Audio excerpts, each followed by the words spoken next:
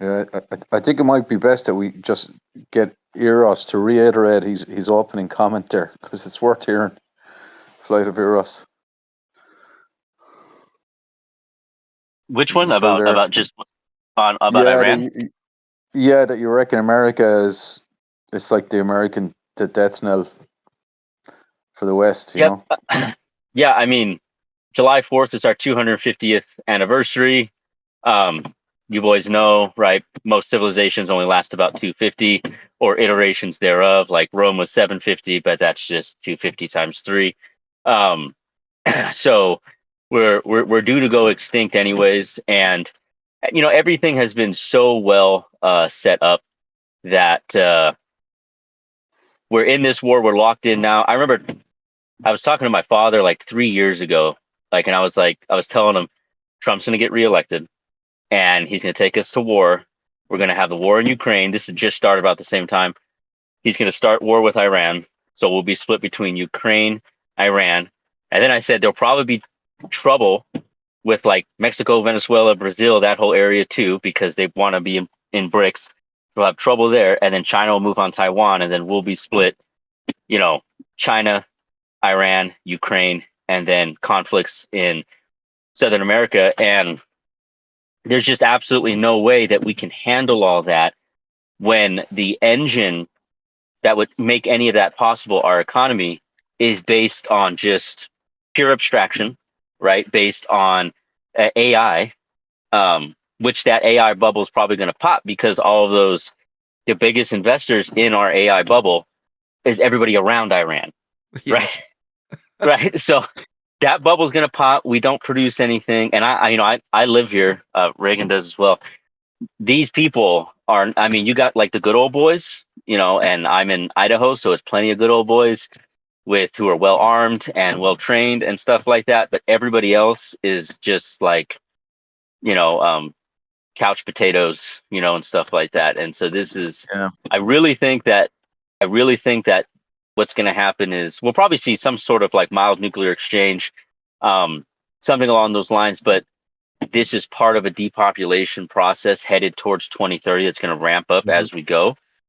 And the wars will be used to depop. We might see like another pandemic, and we'll probably lose a few billion easy, I think, by 2030, They according to the Kabbalah, I've known this has been coming for years. This is why, see, when the initial sort of salvo of the 12-day war, the salvo of missiles back and forth was occurring. It was at that point I thought it was going to kick off, but obviously they were just priming the public, sort of familiarizing them with all of this. And then the turning point event with Charlie Kirk and then Epstein after that. You even had the JFK releases as well, with effectively stating that Israel were completely behind it. Of course, that never got any mainstream coverage, not really as much as it should have.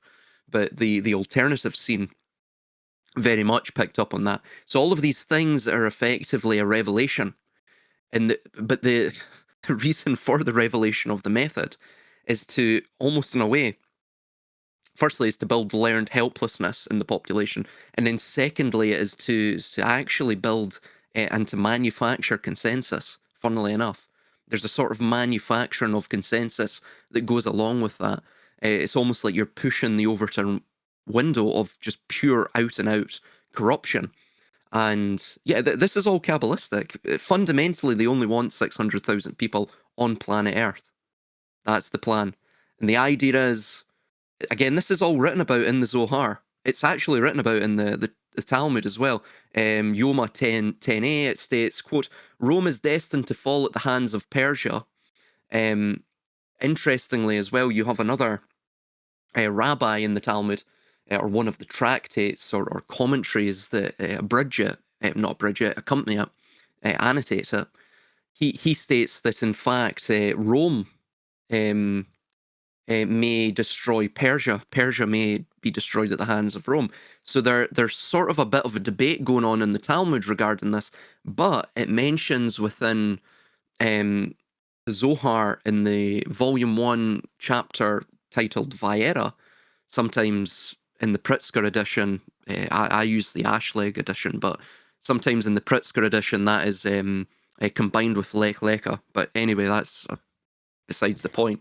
But it mentions that the sons of Ishmael, Islam, or it can just mean out and out, outrightly Persia. At the end times, just prior to the Mashiach, that Persia will rouse the entire world against Yaakov. So it discusses that. It also discusses as well that Ishmael, which is the right-hand side, Chesed, mercy, and what have you, the more impassioned and energetic and religious and spiritual side, that shell, this Kelly Pa, the Clifford, that shell will grind against Edom or Esau or Rome, the USA. The more sort of cold intellect, the more geistological, the more power and power. The one that's got military power, and they will grind against each other, and then from that the shells will break apart, and the divine sparks will be released, and Israel will ascend to some sort of god status, a godman status. So this is the belief that underpins all of this. Fundamentally, it's you can read it quite blatantly in Vaera, in the Zohar, and again, that's only what 600 pages into the Zohar, so it's right there. But yeah, Just, this is just effectively the eschatology. sorry to cut across you, Silas, and like Eros, kind of Flight of Eros made a comment there right at the start. He said like this is it for America. This is us. This war is going to sink us. Like it's going to sink America, and that's sort of what it's designed to do. And I thought that was an interesting comment. Like one of the first news reports we saw here anyway in Ireland was these three, I think they were F-15s, fighter aircraft that were shot down supposedly by friendly fire, by Kuwaiti friendly fire, which seemed to be really strange, because this is cutting edge military material that's all sort of, it's component parts of modern battlefield cyber systems where everything's talking to everything else, and everything is is I assume linked in by the AI algorithm, or it can process threats in real time, and like ostensibly you should nearly be completely insulated from anything like that happening. So it was as if right at the get-go you know they went down in the first round. They took a left hook to the jaw, and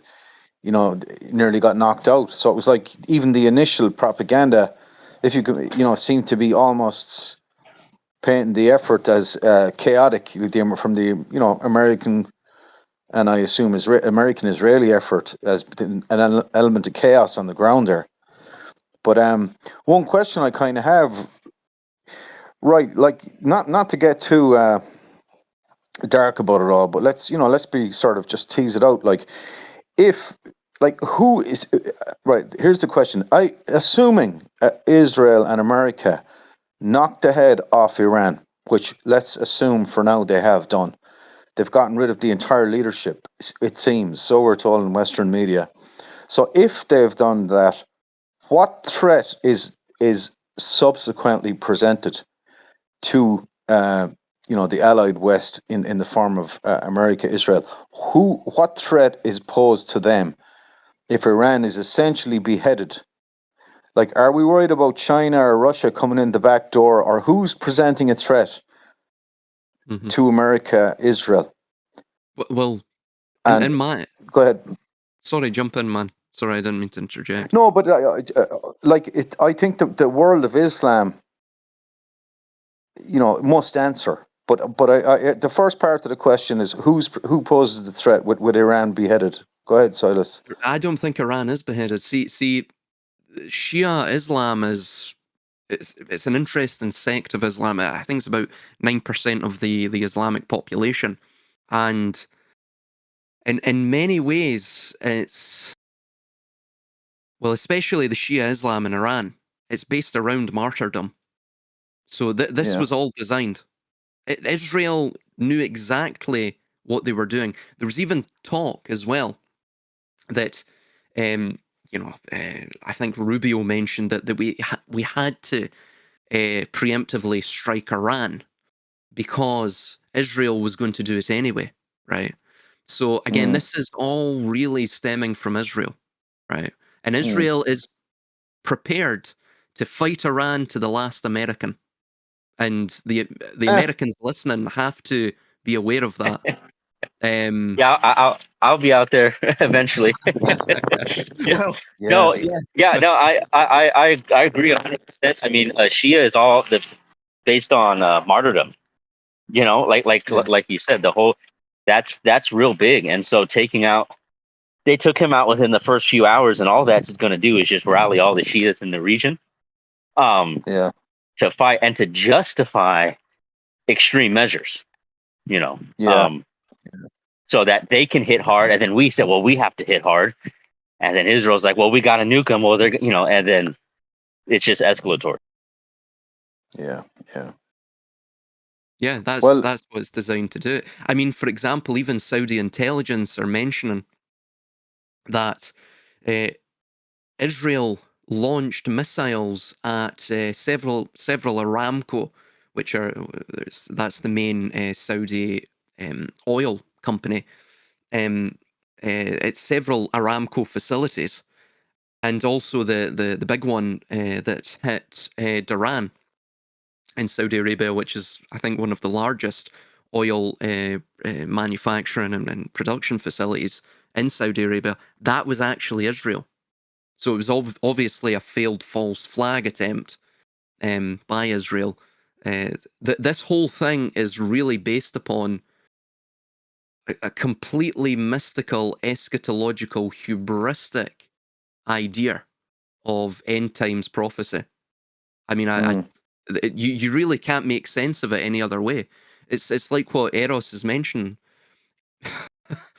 Iran is a country of 100 million people. It's yeah. mountainous, highly mountain. It's not Iraq. It's not Syria. If you put 1 million US troops in there, expect at least 200,000 initial casualties, Yeah. just to subdue the place to a Yeah. degree, and then you'll have the insurgencies for many years from there. It'll break the entire American empire. So it's basically a Yeah, no-win Well, situation for America. there's just absolutely no way. I mean, Iran for years they've invested everything into their missile production. Most mm, of it is underground. They have decoys. Like, yeah. it's like you're going to be like playing whack-a-mole, just trying to try Yeah. in all the mountains. What are you going to do? We Yeah. only have so many spec op guys, and don't forget this. Don't forget this. Most of our military is jabbed, right? Yeah. Yeah, So most of them, and I this is speculation.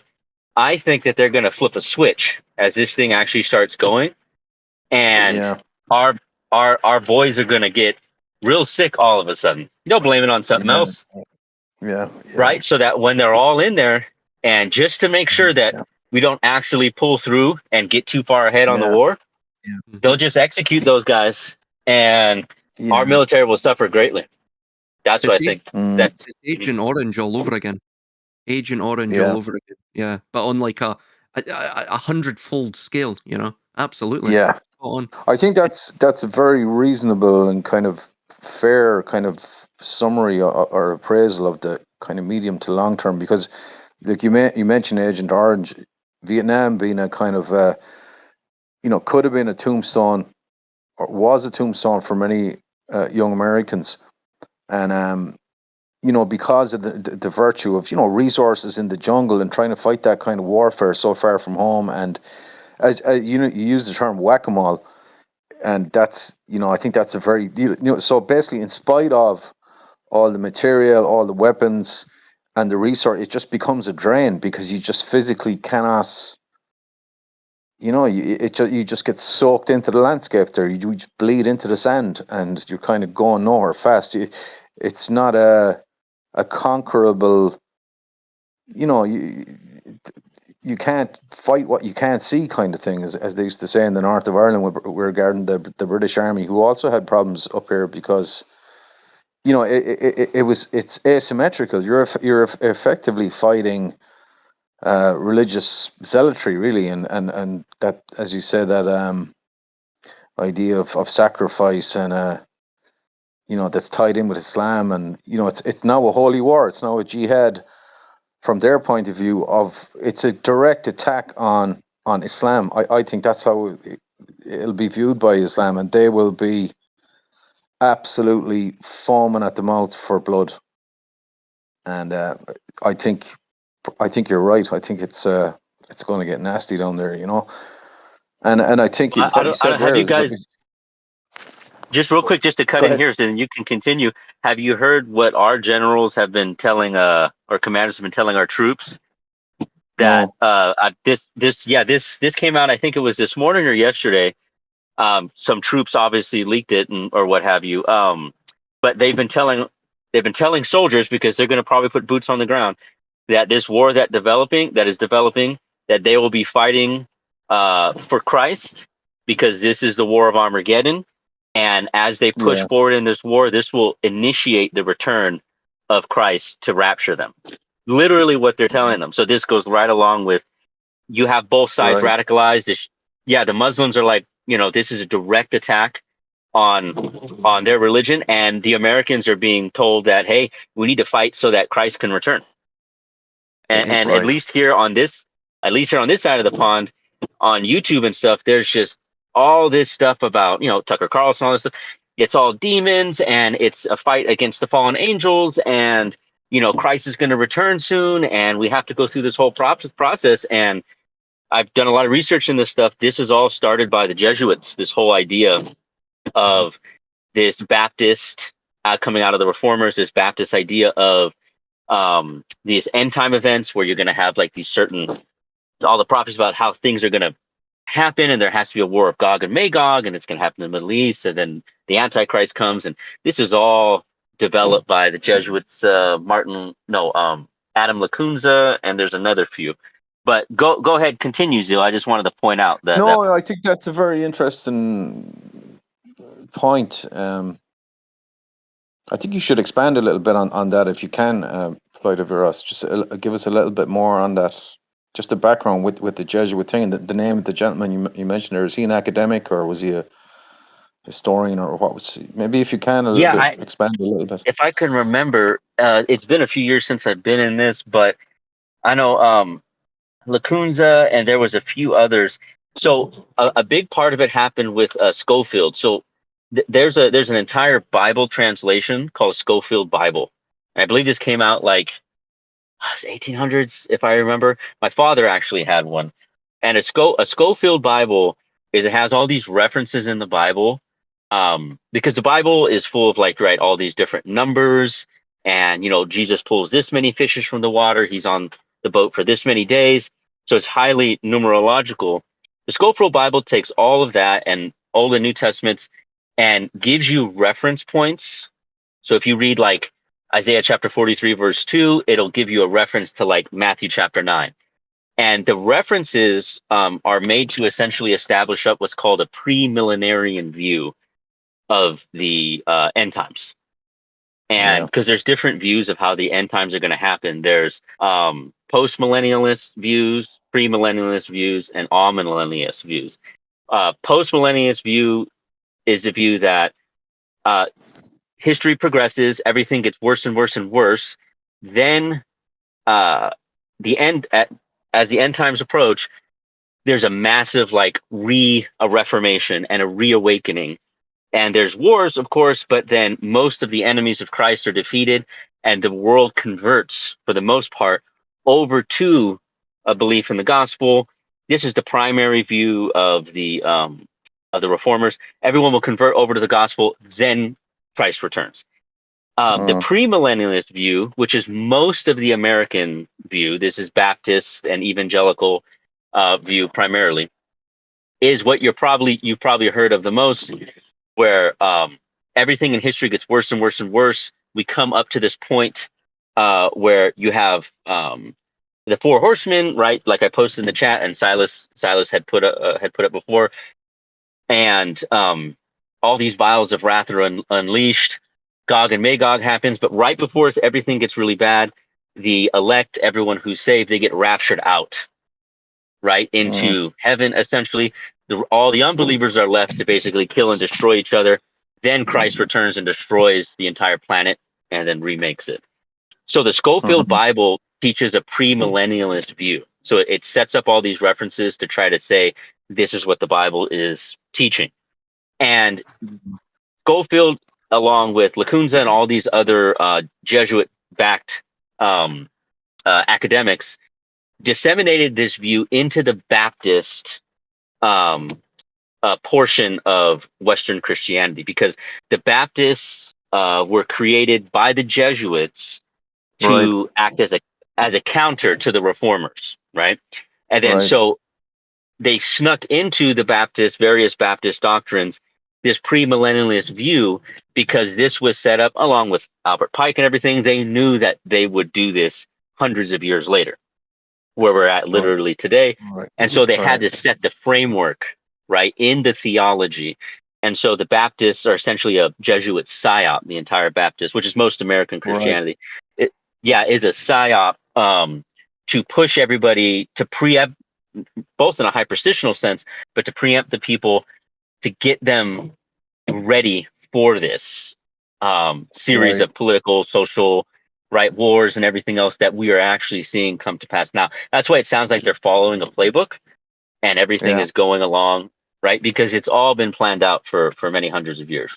When you say Baptist, like, would that equate what we know over here, like, is the southern sort of Bible Belt, stereotypical kind of American church that we perceive here in through the media? Would those Baptist church, would they be kind of typical of what you'd see down through the south in the Bible Belt in America? Would a lot of those be Essentially, yeah, Baptist? that's the standard stereotype. Where they, calls for repentance and salvation to come up and confess for Jesus, and then they baptize you. You see, why they're called Baptists is that they believe that the only people who are to be baptized are people who profess belief in Christ. Okay, what Yeah. the reformers taught before that was you baptize, along with the Bible clearly teaches is baptism is done uh, on a more, you're baptized into the church and you're a member of the church because you've been baptized into it, though you may not believe. And this is why Jesus says there's a farmer and he grows wheat in the field, and there's wheat and tares or weeds that grow with the wheat. And then his disciples say, well, why don't you just go pick out all the wheat? I mean, all the tares from the wheat. And Jesus says, no, let the wheat and tares grow together. And then at the end time, when my father comes to harvest, then we'll separate the wheat from the tares, and the wheat will be used for good things and the tares will be burnt. Right. So Mm. the idea is that the reformers understood this to be that you baptize, like if I were to believe in the gospel, I would be baptized. And whether or not my wife or children would be baptized, I mean, whether or not they believe, they would have to be baptized because the whole household is baptized in to the church. The Baptists come along and say, no, it's only on an individual basis. And this is what I've mentioned before. This is like a fallout from the Reformation, that it becomes like hyper individualized. And each Mm. person, each child has to believe, then they're baptized. And these are just small little theological schisms that they introduced just to cause fracturing in the stability of the country, because America is founded by a lot of these Protestants.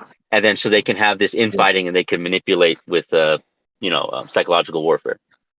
Mm. It, Just as best you can guess, while I have you on the hop there, Flight of Eros, like, and I know it's difficult or impossible to kind of foresee the way things might go, but like, can you foresee like a draft situation for young Americans to go and fight this war, or do you foresee like a big buildup of like a long entrenched war that's going to cripple America economically, or as best you can guess, how do you see the thing progressing? Like, Well, I mean, I think they have to make things a little bit more serious before they can do a draft. You right, know, everybody is part of what's happened on a cultural and social level, at least here in America, I know it's probably the same, at least in Western Europe, is that everybody has been, well, I guess for lack of a better term, they call it pussified, right? Where it's like Yeah, um, people, they don't. Everyone is so vain, so mentally, spiritually, and physically out of shape, right? yeah, And so addicted to comfort that yeah, if they do draft, it's literally just to kill them because there's no ah, way. And yeah, anybody who's not from like really more of like, I'll just be honest, the more conservative white states, yeah, Tennessee, right, Mississippi. I'm in Idaho. Idaho's a big one. Montana, right? Some of these boys are ready to fight, but even here, everybody is, they're very much about like, what am I gonna? I'm working to get bigger rims on my truck, and I like to yeah, buy guns, but that's just to like show off. And I yeah, mean, my wife has been part of like reading groups because she likes to join like book clubs. And the yeah. ladies would just openly say, like some of the single ladies and stuff will just openly say, I date guys based on the size of the truck that they have. Like if they have like a Okay, big truck okay, on rims and he's got guns and stuff, that's the first thing that will draw these women to date a man. So there's okay. this sort of like American facade of like, I got guns and trucks and I believe in God, like but that's how they really are. I honestly think because they lack any kind of real deep convictions over things. It's just, it's nihilism that a lot of them aren't really ready to fight. So I think what would have to happen is we're going to have to see like nuclear exchange. There's going to have to be really something very devastating that has to happen where people are like, all right, we have to fight. It has to be existential. We're either going to fight or die, right? So I Yeah, think it's going to have to either get to that, or an option might be just complete interior conflict, um, where right.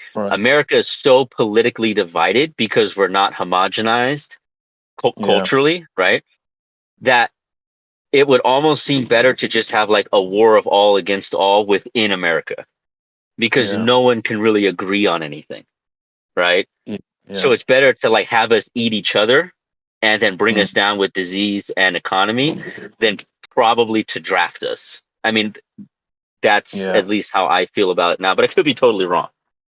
I think And just sorry, I'll give him one more, Silas. I'll let you in. Right, this is the last one I got. As best as you can guess it, Flight of Eros, from the character you described, the guy with the big truck and the big rims, and the gal who's dating him because of the trucks and the guns, and that whole section of society, dare I say, possibly white, possibly maybe conservative, the ordinary Joe and Jill, like as best as you can see, or what is the mood in the camp vis-a-vis this attack on Iran from that cohort of society, as best you can kind of guess it or fathom it out? Yeah, it's so far from my experience, unfortunately, it's a decent part is just pure delusion. So, I do pest control. So, I mean, I do commercial accounts, but I go to people's houses, Yeah, 15 houses a day. And just yesterday, I was doing inside. Had to get in the crawl space for a lady and check some stuff. And she's a boomer. She's a bit older and stuff. And she was like, "Man, can you believe what's happening?" And I was like, "Yeah, it looks like it's going to be pretty rough." She says, "Well, Jesus and Trump will take care of us. They're going to get all these bad people out of our country, and then they're going to do away with all of these radical Islamists over there, and then we'll be okay." So, you know, there's different sections. Really, you have yeah, some boys itching for a fight, because they're like yeah, very, very American, and stuff like that. yeah, But I yeah. think a good portion, because it's difficult in America because you're isolated sort of like by state. So in Right, Idaho, like when I moved here in 2020, you couldn't drive a quarter mile without seeing 7 Trump flags, right? right, Like right. like it was Trump is sent by God. Trump is like, he's essentially a messiah. Now, not so much, right? Because people are kind of getting an idea of what's up. But the problem is that the support that American lifestyle is directly connected to their religion. So because that they are this kind of like Baptist evangelical, really, I just like I call them like mush brains. They don't really know what the Bible says because I've debated hundreds of these kind of people, and they don't even know what the texts say. They can't. They don't know anything about it really, unfortunately. But what it is, it's connected to their with idea of religion. So for them, it's not just like a political vote you cast. And I like some of the Right. things he said. For them, it's almost like Islam. It's intimately connected with their belief system, which they're Right. Right. born and raised on, right? And so Yeah. they believe that because because the conservatism that is touted by the right in America or by Trump, right, MAGA, matches at Mm. least to a decent degree the conservatism of their religion because it's a Yeah. moral religion, right? Yeah. They see the two as connected, right? So if Right. even though they Right. could see everything hitting the fan, they can't deprecate it. They can't speak too bad of it because then that would be speaking bad of their holy book, right, of the Yes. Bible. Yes. Right. So because those two have been linked very well, and the powers that be do this, they milk the conservative people of America by taunting them with transgenderism, having whatever Super Bowl halftime shows and music videos have all this diabolical imagery and all of this Yeah. sexually explicit stuff, right? It Yeah. entrenches them in their particular moral values, and Mm. then they can access. It's a form of mind control because they can access the power of their will and the hyperstitional power of their mind to cause things to happen because they can tap Mm. them at the moral root, right? So you have Yeah. to instigate Okay. that moral root. It's like blowing on a small fire that you're trying to start. When a campfire, you're kind of adding oxygen to it to get that fire going. But then they can use that energy for specific purposes, like they're telling soldiers now, you have to go die for Christ so he can return, right? Right. Right. Right. Right. Right. Right. Right. So you have to, there, it's an entire psyop, the entire Baptist Christian situation that we have here, because um, along with the premillennial view is that the people of Israel, along with the actual land itself, is God's people to this day, right? And Right. that comes in with that premillennial Baptist view. So we have to go and defend Israel. And if you don't side with Okay. Israel, you're not siding with Yeah, God. see, So the Okay. Jesuits brought that in through Lacunza mm, and stuff yeah, because the reformers were like, no, the Jews killed Christ. They rejected Christ. They can still be saved. But as a people, God has done away with them because the reformers taught that there's two covenants. There's the old covenant, in the Old Testament. There's a new covenant once Christ comes. The new covenant is not based on your bloodline. The new covenant is based on your belief. But the Right. premillennialists say, okay, yeah, that works except for the Jews. They have an exception. And so we fight and die for the Jews. Okay. Okay. Okay. yeah. I was Okay. going to mention that because with Schofield and the Schofield Bible, of course, I believe, if I recall correctly, that introduced what really is the unbiblical idea of rapture.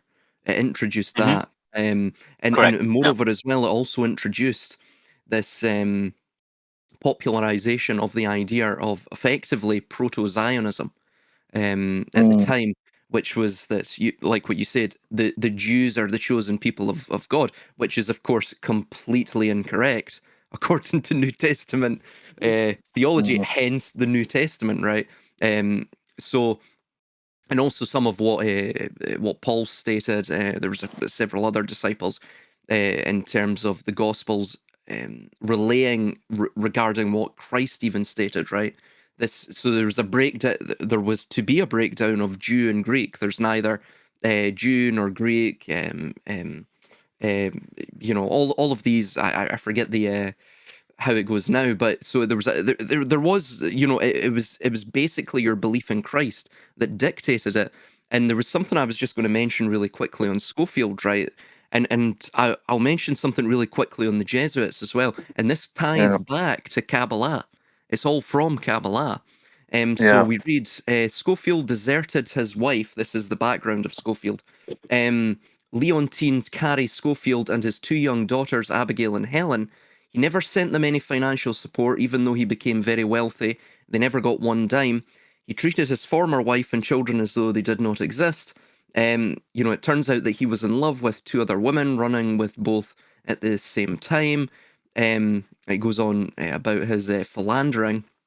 His first wife, Leontine, would divorce him for biblical reasons. The guy was a complete and utter degenerate by Christian standards and even the standards at the time. He was also as well running. Here we go. After he was alleged to have become a Christian, he stole thousands of dollars from his Christian and non-Christian friends. One of his financial scams, was quite serious, and he got convicted of forgery and spent 6 months in the St. Louis, Missouri jail. He defrauded his mother-in-law of $1,300 in gold and never paid her back, even though he was financially more than capable of doing so. And then it goes on to state, here we go. So there was this group called the Secret Six.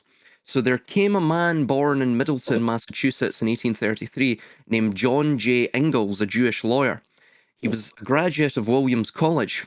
He later became a spokesman for a Boston group known as the Secret Six. The Secret Six, or the Secret Committee of Six, was a group of 6 wealthy and influential men who claimed to be in total support of the abolitionist movement.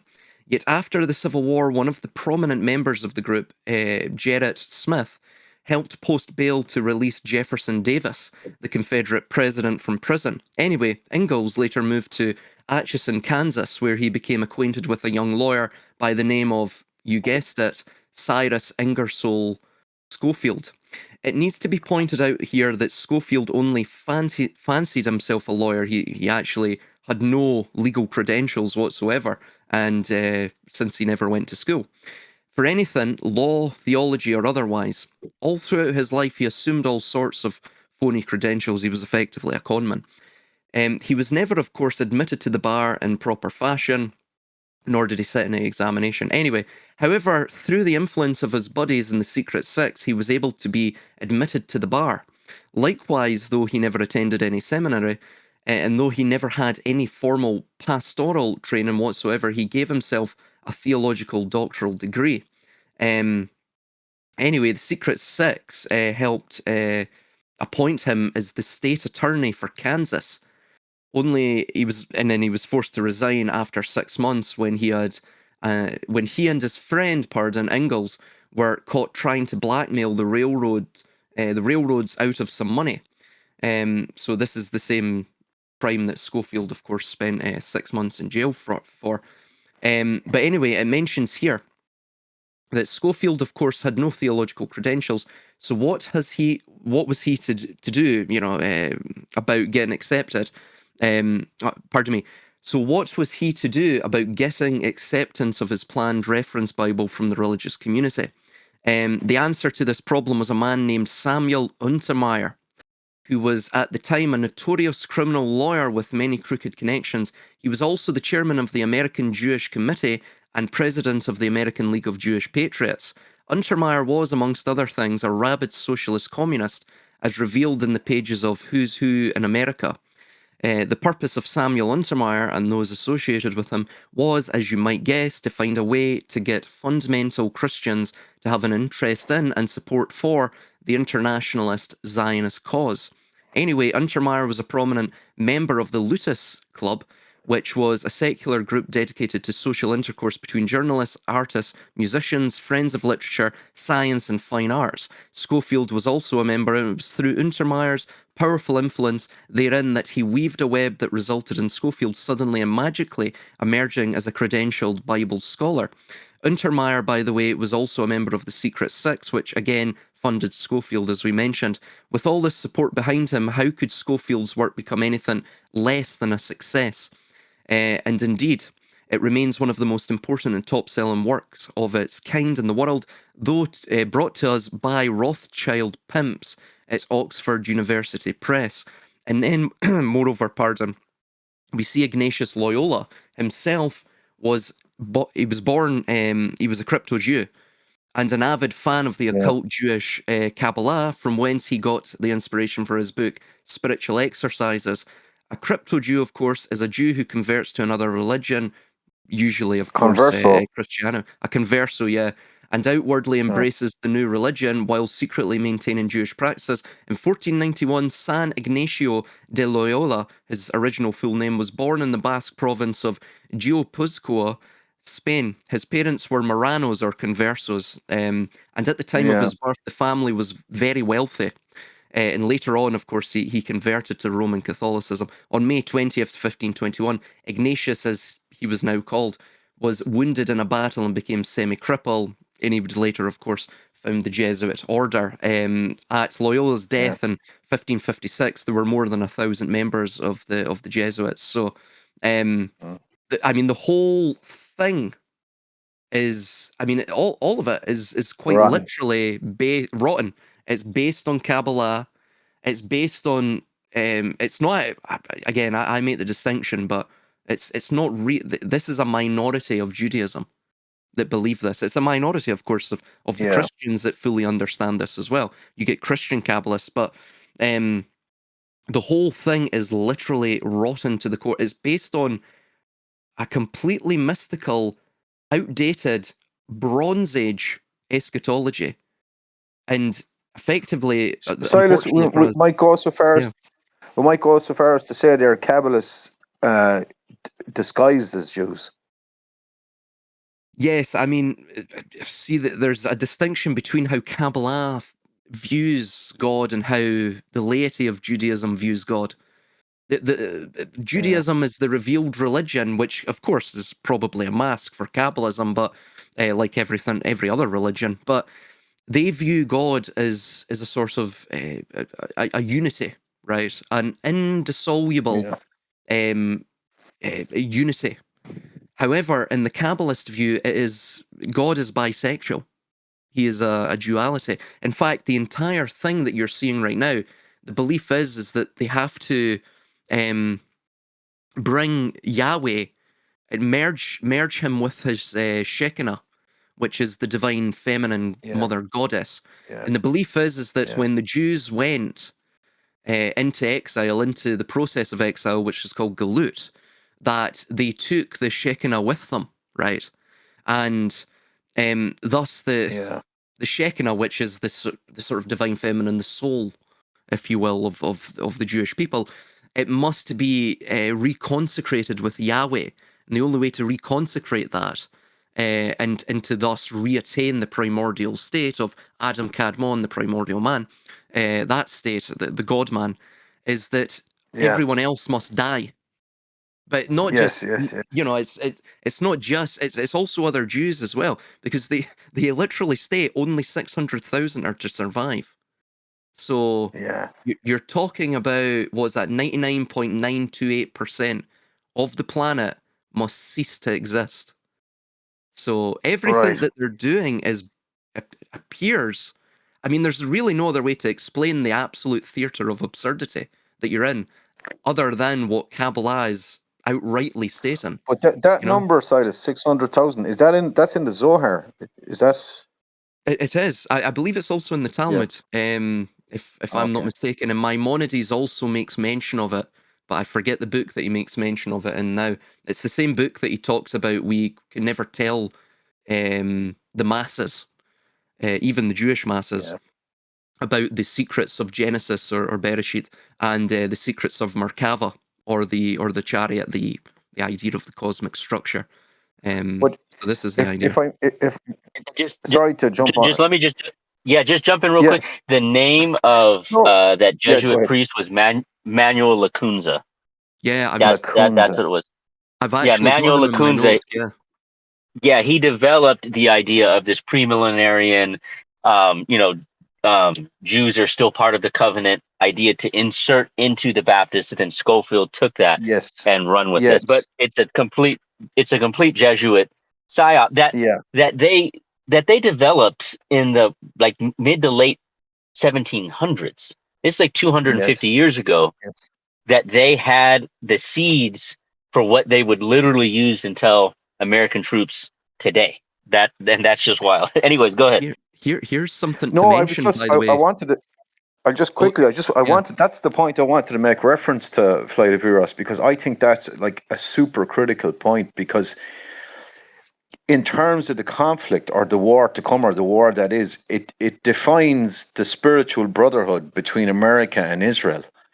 As Israel will, or America will see, Israel as its spiritual brotherhood, and it was as you point out there, it was through that mechanism that the seed was inserted into the American psyche, the Baptist American psyche, where we see our brothers and sisters, God's chosen people. That this whole destiny, this sense of destiny and purpose, and it informs our will. Like it's a very deep sort of primal, spiritual, religious motivation that's intoxicating, really, isn't it? It's completely and utterly intoxicating, I think. Sorry, go ahead. Sorry, I keep interjecting, Zeal, but I No, go totally ahead. No, agree. go ahead. Go ahead. Absolutely, I totally agree Yeah. with what you guys are saying. Um, it's just you brought up Manuel de Lacunza as well. I've got here the famous 18th century Jesuit, a Jew, of course, introduced the eschatological teaching of a return to Jewish animal sacrifices as well during the millennium. In his book, The Coming of the Messiah in Glory and Majesty, published in 1812, 11 years after he died, so it was published posthumously, he promoted the writings of a 16th century Jewish Jesuit, Francisco Ribera, who developed a futuristic perspective which restricted the prophetic fulfillments in the Book of Revelation to the end of the world, thus taking attention off of the Vatican as the great whore of Babylon. Lacunza wrote under the fictitious pen name of a purportedly converted Jew, Rabbi Juan Yosefat ben Ezra, in order to conceal his identity and to make his writings more palatable to a Protestant readership. By the way, see, even the Protestant Reformation and all of that, I know it's very Yeah. difficult to wrap our heads around. It's quite complex. That itself was developed by these same groups. It was, Yes. Yes. Yes. Yes. what, a third of Europe Yeah, see, died during that as well. Sorry, yeah, brother. yeah. No. This is. Remember when we talked back? I guess months ago when I first contacted you guys. This is what I was talking about: the importance of the Reformation and how Yeah, it's I remember that. actually Yeah. very, Yeah. yeah, it's very important to what's going on today. You see, because Yeah. why Ribera and them came up with that view was because the Protestants had put their finger on the papacy as the Antichrist, Yes. and so Yes. Yes. Yes. they Yes. wanted to, yeah, they wanted to get that finger off. And so what they did is they had to make the Antichrist some person or some being that was going to come in the future and not the papacy itself. And so they changed terms. So like Antichrist, when you get into the Greek of the New Testament, it really means he who is against Christ by replacement. And that Okay. and Christ's main purpose in the New Testament is priest and king. So he rules, and as a priest, he mediates between himself, between humanity and the Father, or Yahweh. So as the mediator, he goes in between. But that's exactly what the papal office is king and mediator, right, between God and man. So the Protestants said, well, the Pope then is the Antichrist. And so they went to war, that 30 years war, right, all that. But so the Jesuits then ran a psyop to put the Antichrist somewhere else and to get it off of of the Pope, right? That was essentially the main idea. But Silas, you're absolutely correct. As I think I've mentioned before, the Reformation was what was required to allow for, right, what we call in philosophy deterritorialization, because it allows for, it takes away a monolithic center of authority and allows each person to become their own center of authority, which sounds great. But if the people are unequipped or lazy with that level of responsibility, that's a Promethean responsibility, right? If they don't have the ability to live up to that, as soon as the majority don't, then they're open to psyop, because now everybody is non-homogeneous, they're disunified, and you can start picking apart and separating them into groups. You can make a bunch of chess pieces for the board and then move those pieces. Can I just ask you there? And on that point, well, I'm sorry, last point on Yeah. that, right quick, Yeah. real quick, is that Martin Luther, who essentially started the Reformation, it was started little bit before him by others.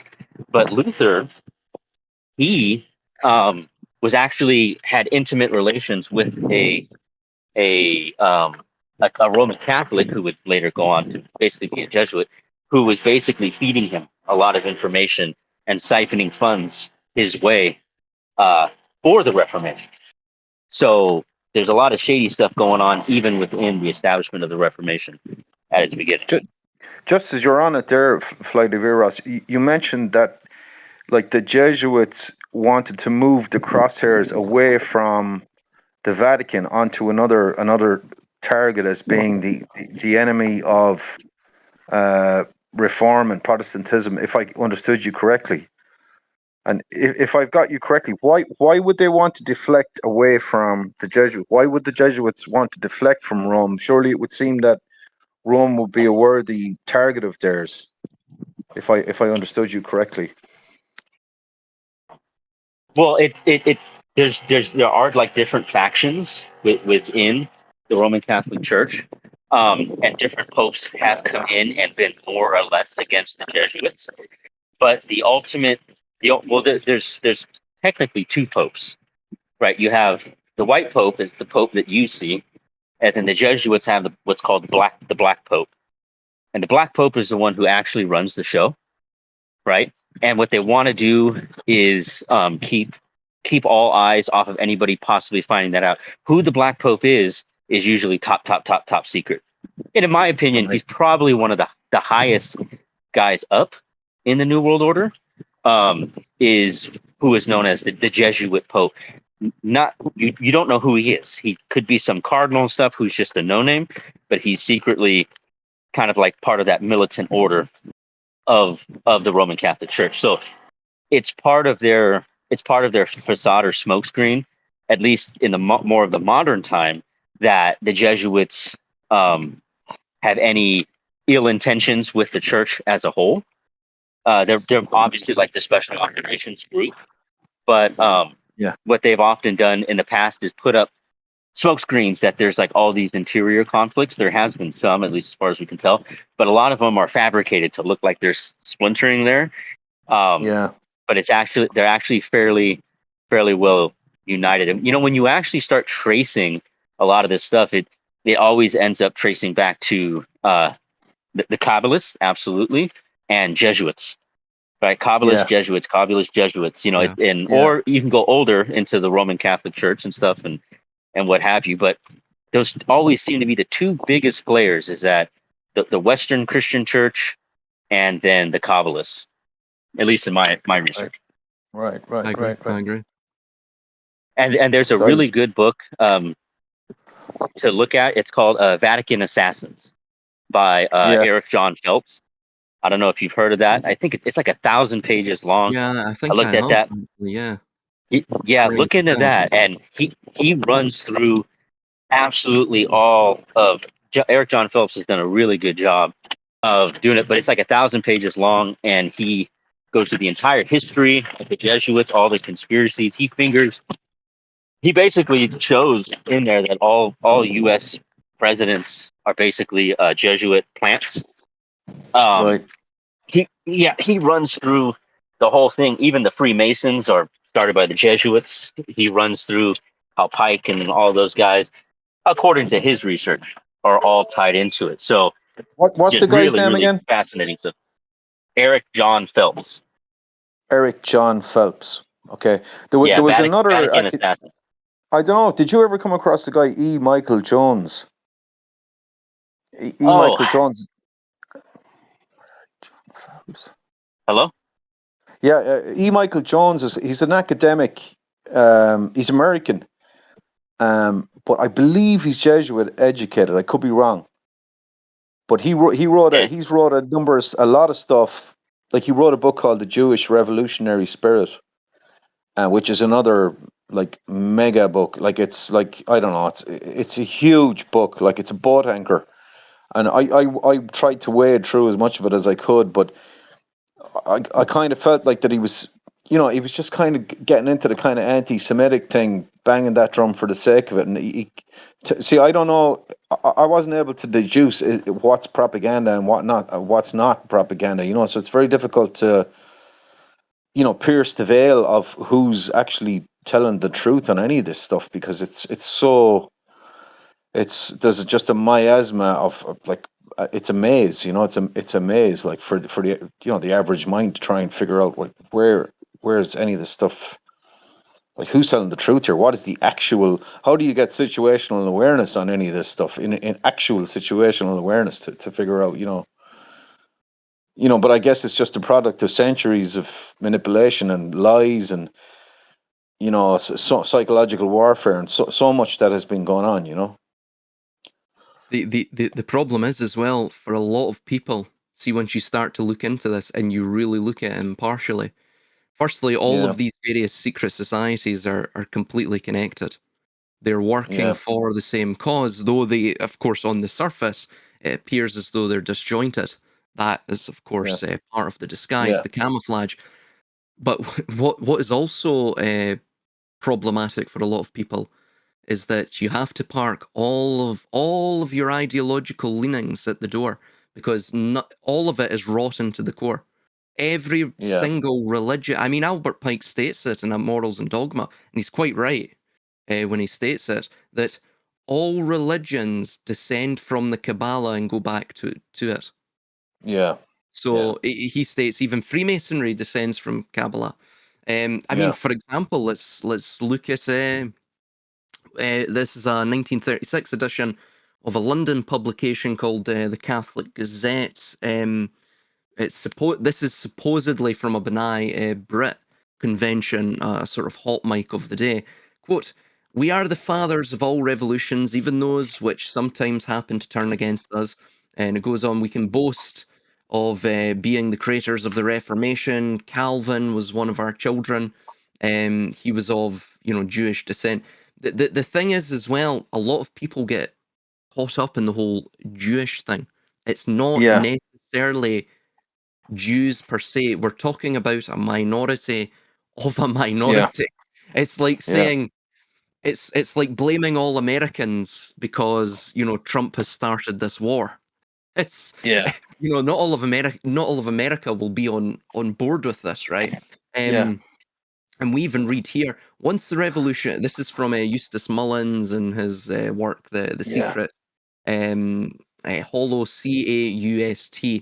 Quote, "Once the Revolution, the Reformation, had been decided upon, the Jewish plotters introduced Calvinism into England to split church and state and to divide the people. Contrary to general belief, Calvinism is of Jewish, or I would say Kabbalistic origin. It was deliberately conceived to split the adherents of the Christian religions and divide the people. Calvin's real name was Cohen," right? They derive right, that. It states here, when he went from Geneva, so he was born, I believe, in Geneva. He went to France to start preaching his doctrine. He became known as Cowin. Cowin. Then in England, it became Calvin, but mm, originally it was Cohen. mm, Um, so history proves that there is hardly a revolutionary plot that wasn't hatched in Switzerland. This is where you're seeing the tie-in between the Jesuits and, of course, that of Kabbalism. So there's hardly a Jewish or, again, Kabbalistic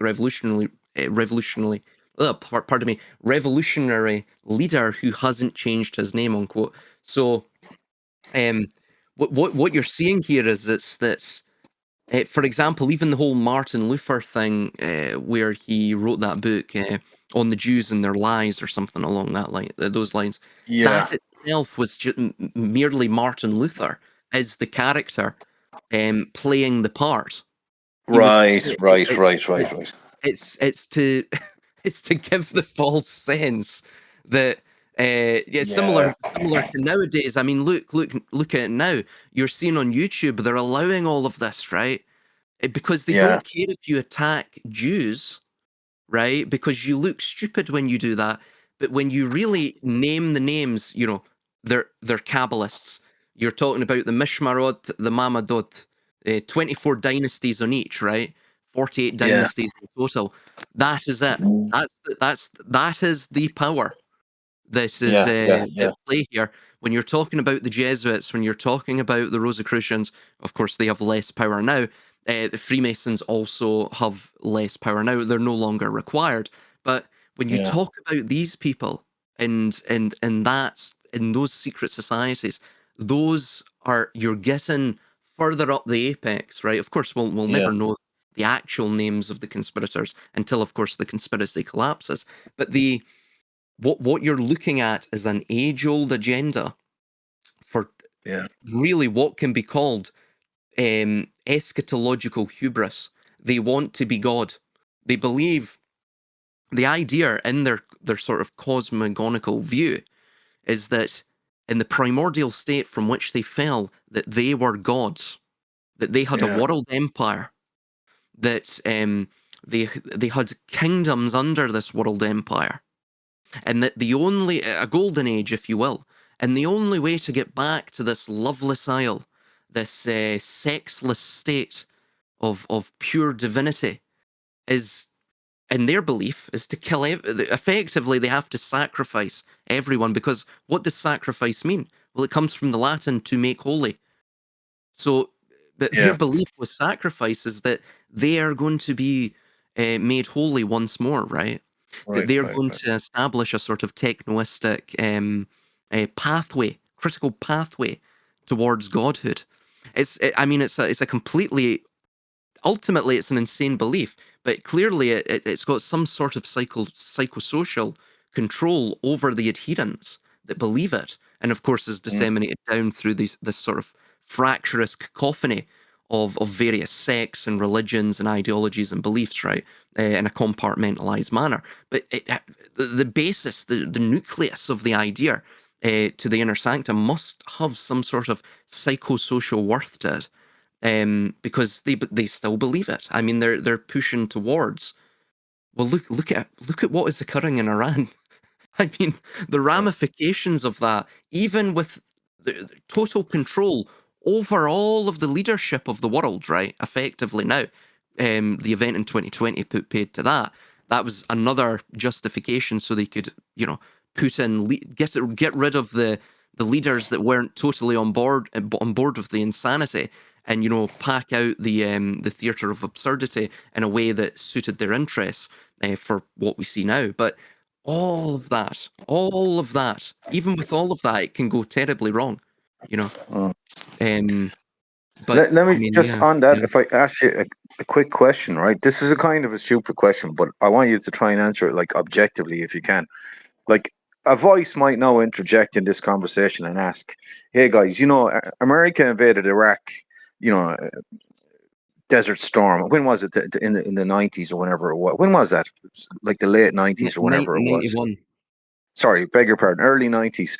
And so this voice interjects in this conversation and it says, "Hey, Silas, Zeal, flight of Eros.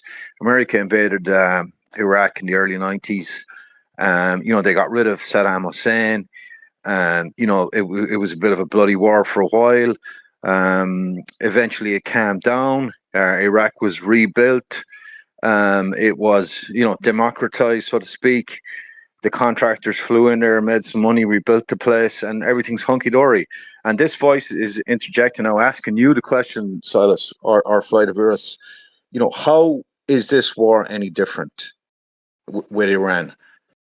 How is this any different? So, in other words, in 3 or 4 years' time, is this going to become yesterday's chip wrappers, and it'll just be another house of cards that fell in the area, along with Libya, as I said, Iraq, etc., etc. So why is this particular conflict different?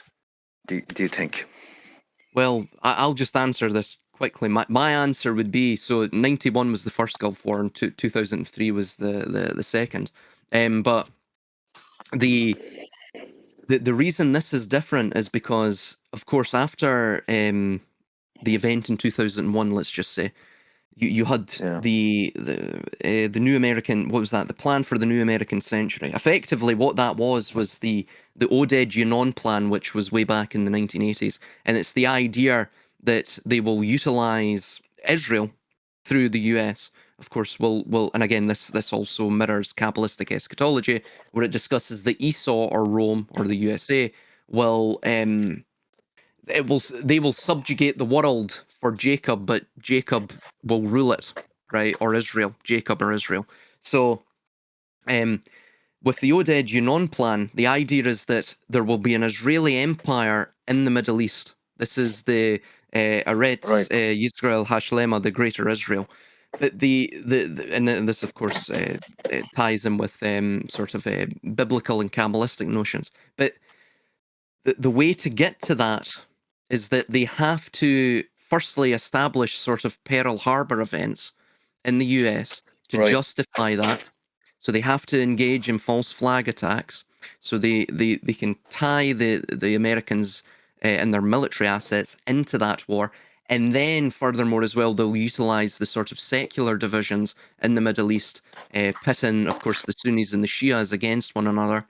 And all of this is really designed to reach the final war, which is the final one on the list, right? I think there was 7 they were meant to take out after 2001. Sudan's just fell, by the way. So, and also that civil war's spreading, funnily enough. But the final one is Iran. So once Iran goes, there's no reason to keep the US around from Israel's point of view. It was similar to the British Empire. After the British Empire set up the State of Israel with the Balfour Declaration after World War II, you had the justification for, of course, the initiation of the State of Israel. After that, you had decolonization within the British Empire, and the British Empire effectively fell apart. The reason for that is because it was no longer required. It was merely established as a project so that they could be utilized to subjugate the world, to subjugate that specific region, and of course to provide it, to gift it to the Israelis, the Zionist lobby. Now, America's in a similar boat, right? In fact, all empires have been utilized for specific agenda or machinations throughout their lifespan. Of course, America is reaching their 250th year. Most empires, as Flight of Eros rightly stated, go through a 7-stage process, which lasts 250 years or 10 generations of 25 years. So effectively, America's the teleology, the primary purpose for America's existence is to bring Israel an empire in the Middle East. That's why it was set up. Yeah, we are. We're the ox. You know, the calf to be sacrificed. You know, you can even kind of take like Genesis 22, Abraham and Isaac. You know, where he goes to sacrifice his son, and then the angel stops him, and then he sees a ram caught in the thicket and sacrifices that instead. So that the establishment of the Abrahamic people, the Jews could come about. You know, we're kind of like that ram caught in the thorns, and we're that sacrifice. I've said this for a while. I've said, you know, that you can tell by the capitalistic, because a capitalistic system is not sustainable, right? Like you can't sustain like net positive return forever, right? You can't just continually grow year over year. And the accelerated you can tell that something is, we've mentioned this many times, goading us from behind, like pushing like things farther. Even in the American consumer economy, it's buy more, eat more, you know, just it's we're what's called in the Bible, it's called the fatted calf, right? It's like you're just stuffing us with food, and we just grow fat and fat and fat, and so that we become this immense locus of power because of all of the resources and energy that's concentrated here, through this like unlimited capitalistic drive. But that allows for all this technology, which allows for, you know, AI, nukes, all this other stuff to enact these processes. And I agree totally with Silas. Not only is our time up at 250 years, and that's held true all throughout at least our known history, but we're at like certain breaking points, and then I think that this goes a little bit deeper, and it's very Gnostic, at least in its cosmology. But they seem to, because they do things like to the day in terms of astrological alignments and formulations, right? Yeah.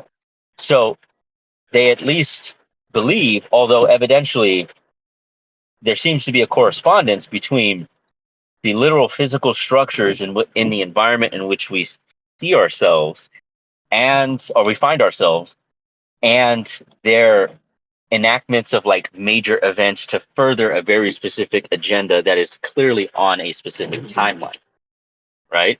Um, Right. and so that always has me wondering. Like in one of our first conversations, I mentioned the really great book about the Sola Busca and the Game of Saturn, right?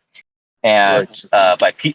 Peter Mark Adams, and that's where he goes into the Sola Busca Tarocchi, and basically finds that the elite families of Venice, where we get our banking system from Babylon and then into and then through Venice, but the elite banking families of Venice were essentially worshiping the a demiurgic deity, essentially embodied within the constellation of Draco or the dragon, Right. and that they were doing various theurgical rites to call down this spirit into them. But really in a good portion of the book, it's demonstrating that they believed that the entire cosmos, at least as we have it from our current planet, is designed basically as this machine. And if you can get in alignment with this machine and in alignment of the creator of the machine, then you can essentially become his vassals in the execution of the furtherance of a certain agenda, right? Right. So that's a really good book because a lot of stuff can be like speculative, but I think that book's critical because he's actually showing like some historical data and saying, look, this is religious. These people are very much um, Yeah. convicted over these things, and they really do believe that they are in a machinic, essentially construct, and it has a Yeah. manager, and they want to be on that manager's good side. Now, where this heads for me, this is getting a little bit deeper into my personal views here that I mentioned last time. I think we were chatting. Is that when I look at Kabbalah or I look at this at the Phoenicians or what have you, they are following essentially these Platonic systems of philosophy, Neoplatonic, which is a derivation of Platonic systems. And I want to keep dragging back to this point, but this is where I'm kind of like circling a wagon here saying, well, they all have this sort of like geistological supremacy, right, to them, this sort of like abstract supremacy that they put first and foremost. And Yeah. because the Venetians got all of this from Platon, right? And Platon was a Platonist, right? So, Yeah. and Peter Mark Adams records that in his book. So this has me thinking when we're looking at all the major religions and they all seem to be centering around these same ideas, there is some something or some beings that appear to be manipulating the vast majority of humanity for the majority of human history and manipulating them on a psychological and religious level. Right. And then assisting in the pushing of this agenda in a certain direction, Can, and go ahead. I think you may find this interesting. I came across this quote from Israel Regarde, A Garden of Pomegranates, second edition, chapter 1, historical survey, page 17, dated from 1987. But it states, quote, the Kabbalah is derived from a Hebrew root, kibbal, meaning to receive. So it's literally the received Yeah. tradition The legend is that this philosophy is a knowledge of things first taught by the demiurgos to a select company of spiritual intelligences of a lofty rank who, after the fall, communicated its divine injunctions to mankind, who in reality were themselves in incarnation. This is also what Kabbalists believe. They believe that, in fact, there is reincarnation going on. It is also denominated the Hokmah Nestora, or the secret wisdom, so called because, pardon me, because it has been orally transmitted from adept to pupil in the secret sanctuaries of initiation. And then it also mentions here of Gemistos Plethon from George of Trebizond in his work Comparatio Platonis et Aristotelis, folio rather, volume 63, quote, I myself heard him at Florence, referring to Gemistos Plethon, asserting that in a few more years the whole world would accept one and the same religion with one mind, one intelligence, one teaching. And when I asked him Christ's or Muhammad's, he said neither, but it will not differ much from paganism. I was so shocked by these words that I hated him, Gemistos Plethon, ever after, and feared him like a poisonous viper, and I could no longer bear to see or hear him. I heard too from a number of Greeks who escaped here from the Peloponnese that he openly said before he died that not many years after his death, Muhammad and Christ would collapse, and the true truth would shine through every region of the globe. So it's literally this belief. It's literally the hidden secret wisdom, if you will, that you've just been mentioning, Eros. The illumination. The illumination of 1,000 points of light. Absolutely. It also states here as well. Zohar Shemot 27b. The stars will wage war, and the stones of fire will fall upon the world, and the kingdom of Rome will be destroyed by fire. And then just and yeah, it's in the previous volume. It states this. Now, I've got some annotations here, but I just want to see if you see what it's sort of hinting at. So this is the Zohar chapter. This is the chapter known as Balak. 3. So this is of that specific chapter. It's section 3, folio 212b. Quote: It will appear on the 6th day of the week, on the 25th of the 6th month. So that's the 25th of Elul. So just to put this into perspective, September the 11th, 2001 occurred on the 23rd of Elul, which is only 2 days amiss, right? From this 25th of Elul, which by the way is calendrically impossible, but anyway. And it will disappear on the 7th day after 70 days. On the first day it will be seen in the city of Rome, or of course the modern New York. And on that day 3 lofty walls of that city shall fall. So of course that's World Trade Center 1, World Trade Center 2, and World Trade Center 7, which was pulled by Larry Silverstein. And a mighty palace shall be overthrown, and the ruler of that city shall die, unquote. So it's like what you're saying, Eros. These things are done on ritualistic bases, and there's numerology behind all of it. I mean, for example, this Iran thing was meant to kick off on January the 13th, right? So what's that? 1/13, right? 3/11 or 11/3. And of course it kicked off, what was it on, was it the 1st of March, effectively, or the 28th of February? But for most of the world, it was the 1st of March.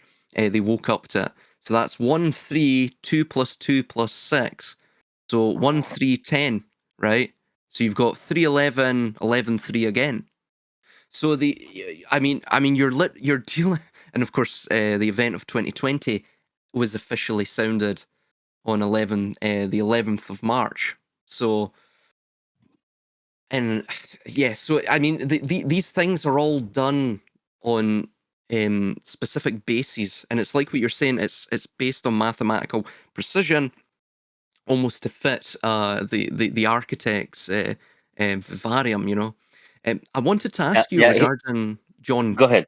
Please, no, sorry, please, if you want to No, comment on that. I was just gonna throw in there. I think we need to appreciate just what a monumental task that is. I mean, rallying all of the resources, the time, getting the time correct. I mean, having Yeah, everything just in place. I mean, even with the 2022 Putin, when Putin invaded Ukraine, he did that on a very specific alignment. I think it was that Mars, Saturn. I don't remember what it was, I but to think the yeah, it was day, Mars. Yeah, yeah, yeah, it yeah, was yeah, Mars and another alignment. But think about it. I mean, you can't run into any logistical issues that slow you down. yeah, yeah, I mean, even in the little, because it's like the butterfly effect, and you get a tiny variation, it causes a, if for whatever yeah, reason, like shipments of fuel were off and they needed to resupply, and it put them behind an hour as they're approaching the front, like you could have all yeah, of these things mistimed. How are they able to time things to like the day, the hour, the minute? Sometimes it would seem like, yeah, um, because it's not little things. It's not like, oh, I'm going to make my tea at the exact time of the alignment and you have control of that.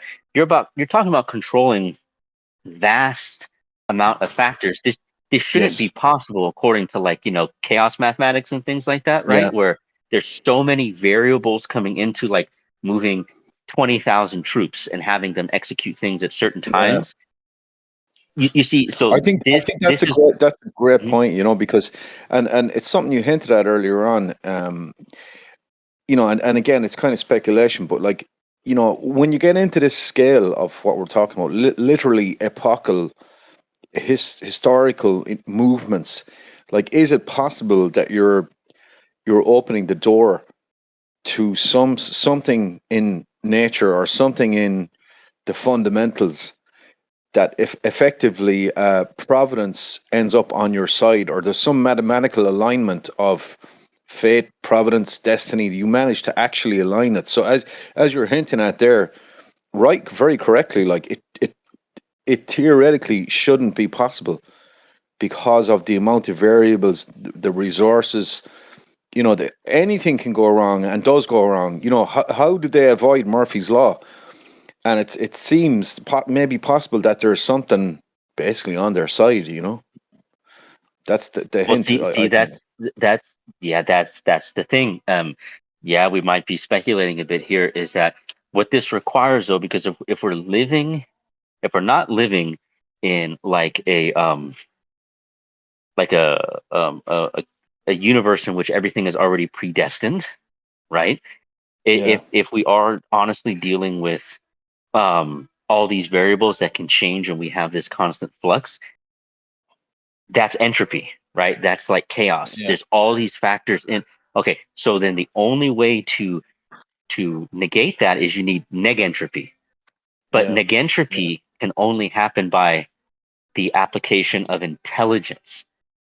So either these are human, these humans have IQs of like 10,000, or yeah, there has to be something yeah, that is able to correlate all of these things, and yeah, is a vast intelligence that is able to guide them, or assist in this process to establish the negentropy, the order, to allow yeah, these things to happen. yeah, See, yeah, it's not randomly happening. There has yeah, to be a conscious actor yeah. there. Now, who Well, and what?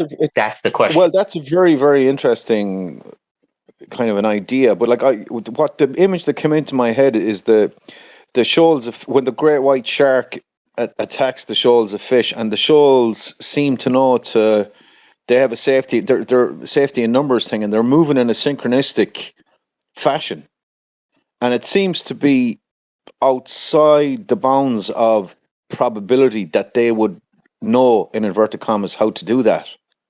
But but what I'm hinting at is that there is some pattern, perhaps in fundamental in nature or in creation, that one if one knows how to resonate it, one can affect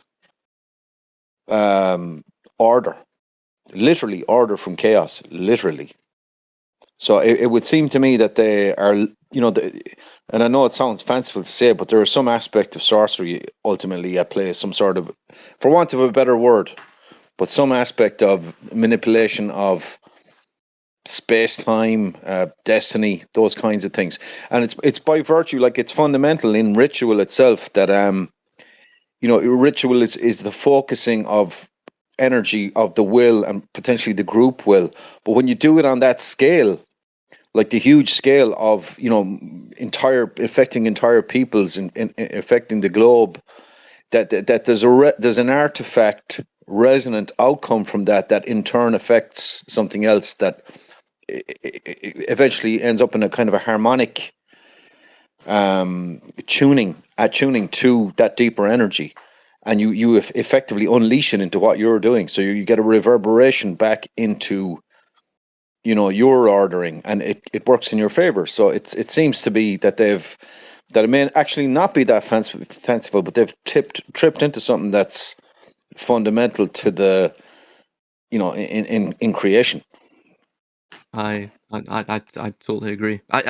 You even see this written in. I just pulled up some Zoharic quotes and quotes from Maimonides, and they actually discuss this. They discuss the spiritual realms and what do they call it? I think in English it's more like a chain reaction. Yeah, that's it. Yeah. Hishtal shelut. So this Right. sort of the chain reactions that go from, of course, Adam Kadmon and then Absolute, Beriah, Yetzirah, and Asiya through the five worlds, well, the four worlds in Adam Kadmon, right? So what you're seeing in each one is a simsum or a contraction. And a shattering of the vessels, then a subsequent rectification. So everyone has this sort of threefold outplay, right? This sort of mapped or mappable process of infinite light becoming finite matter, only to then re-emerge as infinite light through a sort of purifying process, right? It even discusses in Zohar Hadash regarding the mapping of the seven earths or the seven palaces. This is also discussed in the Hekkelot literature too. Um, so what they're almost mapping is the control rooms, if you will, right? Yeah. Of the cascading waterfalls of this infinite light that's being purified in each realm and what you're seeing is they're building up a sort of almost a metaphorical picture, a mythopoetic picture of the metaphysics alone. So for example, we read here from um, Zohar. It's the Zohar Parashat Toldot, where it mentions, quote, whatever exists in the world exists in the human being. So they understood this sort of, it's very pantheistic, right? And then it goes on in the Sefer HaTemuna, which is attributed to Rabbi Nehunia ben Hakana, who states, quote, in every Shemitah, or cycle, the world is renewed, each cycle is governed by a different letter of the name. And thus the laws of nature and the appearance of the world change according to the attribute of that cycle. So this is very similar as well to the Yuga cycles of the Hindus too, right? And then we read from Hekkelot's Rabba T, quote, when a man wishes to descend to the chariot, the Merkava, he must know the chambers. He must know the Yeah. names of the guardians at each gate. That's very Gnostic. Remember, the Gnostics believed you had to know the names of the archons to pass through Yeah. the gates after death, and the seals with which to pass them safely. Um, and yeah, states here, but this is just the final one. Zohar Bereshit. This is Volume 1, Chapter 1. Sorry, Volume 1, yeah, or chapter, Section 1 of at least my Ashleg translation of the Zohar. Quote, there's no blade of grass below that does not have a constellation Mazal above that, strikes it and Yeah. tells it grow. So what you're seeing there is effectively everything in the world is is a fractalization of everything else. Yeah. Yeah. Yeah. And Yeah. thus, by knowing yourself, by knowing man, Yeah. By being psychologically aware, let's say, of the group or the individual and his processes and his behaviors, you actually become a sort of a multidisciplinary autodidact automatically Yes. once you understand that how man functions is actually how the heavens function. So Yeah. Yeah. Yeah. and that's it. I do agree. I do agree. It almost appears like they've got something on their side. But Yeah. when you look at the 231 gates of Kabbalah, where they take the 20, even the Sephiroth is similar to this, but they take the 22 letters, and again these are alphanumeric, so they also the letters also are substituted for numbers, values. They literally are. Just with that alone, you can see that they're building an understanding, a geometric understanding or connection between frequency, Yeah. conceptual ideas, or sort of language is a way to encompass Yeah. concepts, Yeah. Yeah. Yeah. and it's like thus psychology, and they're tying this all with into metaphysics Yeah. themselves. So they're building up a science of how to effectively manipulate the world Yeah. through the Yeah. Yeah. manipulation of the perceptual vehicle of mankind Yeah. themselves, which is, of course, the mind. And you do this through hyperstition. I think you Yeah. can easily pull all of this off through hyperstition. I actually think people like what we see in the world themselves, the world itself, and the society. They will go along with playing pretend because they don't even realize it's pretend at that point. They put Yeah. because of the justification loops of the hyperstition, they actually believe their life is in fact real, or what they're seeing on the mainstream media, the goggle box, is real, Yeah. right? So even if you missed, for example, let's say with the Putin's invasion, I don't know, he missed a shipment of fuel or something, right? Um, they would still go ahead. It would still go ahead as long as the mainstream media says that it has went ahead, you know. So this is what they're basing all of it on. It's the manipulation of the mind to thus manipulate the world. It doesn't matter if Yeah. it's real. It doesn't have to be real to be true. And this is the understanding, Well, I think. this is a question I had earlier on that point, Silas, about this war right now with Iran. Um, does it have to be real, or is it a real war, or can we understand that this is going to be like a bona fide bloody conflict that will waste men and material, and it'll, or how real does it need to be, or to put the question in a different way, um, are they going to use this war, do you think, to really burn, like to destroy? Or do they need to? If you can kind of get where I'm going with it, like, or is this going to just be like psyop after media reports, and they won't actually need a real war to, like, for example, collapse the economy, rise oil prices as we've already seen, and they can just use this egregoric form of war to you know achieve their actual objectives. Um, to be very quick about it, if Regan or Eros wants to jump in, but to be very, very, to give you an abridged version of this, Yeah, it only has to be real enough or yeah, perceived to be real enough to act as though it's true. So, yeah, in that sense, I mean, like what I said in my first book, they're looking for justifications to basically artificially collapse America because they're now moving on. They're moving. This is part of a Shemitah. It's part of a cycle. It's you, yeah, they're building up towards the belief is that you have 7 days of creation which God deconstructed himself into duality.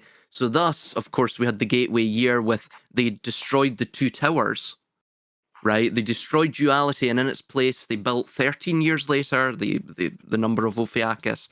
They built the one world tower, right? So duality then during the gateway year ritual changed into, of course, unity, because this is building up. This is the idea. If the 7 days was to God deconstructing himself, right? That thus to reconstruct themselves into the Adam Kadmon, the primordial man, the God man, the Homo Deus, they have to go through these 7 steps, and they have to go through what are called birth pangs. They have to be travailed by birth pangs. And then, of course, human history goes for 6,000 years, and on the 7,000th year, the 7th millennium, just like the 7 days of creation, where God rested, they shall rest for 1,000 years. They will have a millennium long reign in their new world order, hand and footed by their robotic servile class and what have you. This is the belief, and they will rest in opulence. So basically, anything to get to that point, right, that is required to affect the underlying energetic structures of physical objects or psychosocial or psychospiritual objects is necessary to get to that. Basically, the ends justify the means, you know. So, pardon, yeah, the ends justify the means. Pardon, yeah. So, yeah.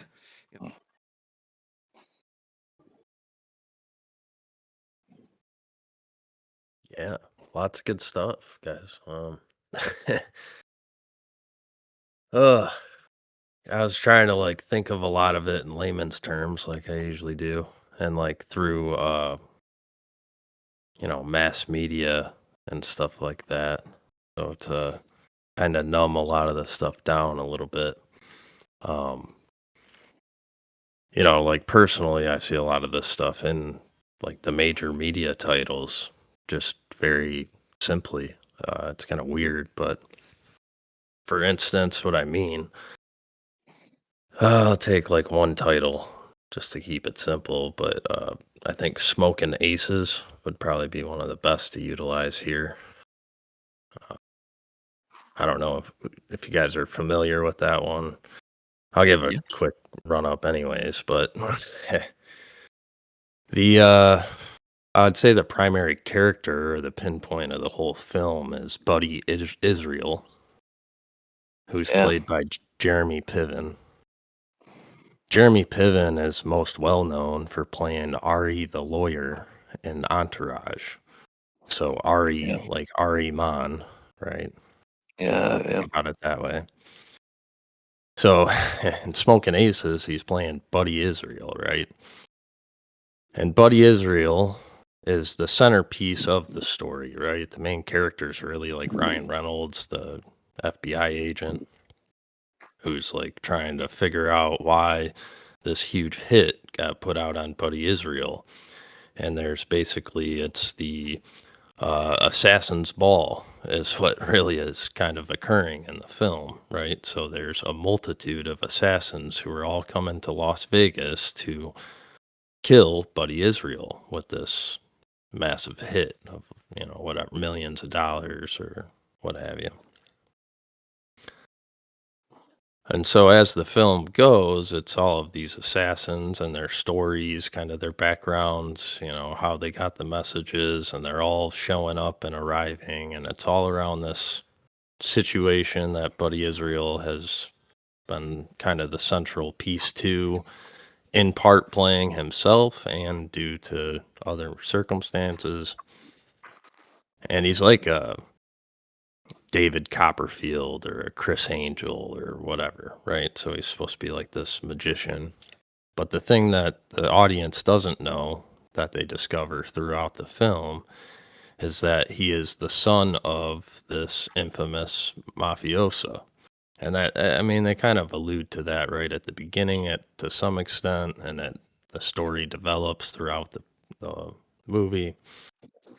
But by the end of it, the grand turn of events is that the father, who was the head mafioso guy, the head mobster, was actually an FBI agent who went so deep undercover that almost nobody, even in the organization, knew that he had become the head mafioso. Because they had like accidentally killed the real one. And so he went through extensive plastic surgery, and this was like the 40s and the 50s, so it wasn't very well known at that time. Rhinoplasty wasn't a very big thing, I don't think, till the 70s or 80s. So all of that kind of gets discovered at the end, and it turns out that Ryan Reynolds goes and like he ends up pulling the plug on both Buddy Israel and the father. It turns out that most of the assassins were hired to do specific things. It was a coordinated attack in order to isolate Buddy Israel and his father, the head mobster, who was still alive on life support. And what they wanted to do was transplant organs out of Buddy Israel into the agent because the agent was more important to hang on to. He was this top asset in the mob that was being controlled by the FBI or the CIA or whichever whichever alphabet organization you want to throw in there. Really doesn't matter. But yeah, I kind of bring that up because that's kind of like exactly that's a micro scale variation of like what's occurring right now with you got like you brought it up with Putin going into Ukraine, you got the stuff going on in Iran right now. Over the last 5 years, there's been about 20 other moves going on too that people forget very quickly because the masses have a memory of a goldfish, as most of us do. Most people don't know what they had for breakfast. So they easily forget that China is still trying to take over Taiwan and the Ukraine war has died down for quite some time and kind of been covered up a little bit. And, Yeah. the Iran's the bigger thing to talk about. Yeah. People have kind of forgotten about the whole thing where we went down, America went down and took out the Venezuelan president. Yeah. What's Yeah. going on with that? So you Reagan, do have can I ask you? Are you hearing much talk about it there, like sort of at work or with colleagues or with family? Is it like conversation topic number one or what? The Iran thing at the moment. How nobody's hot talking is it? about Like it. Zero. really? It's cold. I've heard maybe one comment while I was at work over the weekend. Well, the weekend goes till Tuesday morning for me. So, yeah, like it's not a topic whatsoever. What do you attribute that to? Like you'd imagine that people would be talking about it, or are you Burnout. surprised at that, or No, burnout. they're just burned That, out? yeah, like it's Yeah. burnout. Yeah, that's what I was gonna say.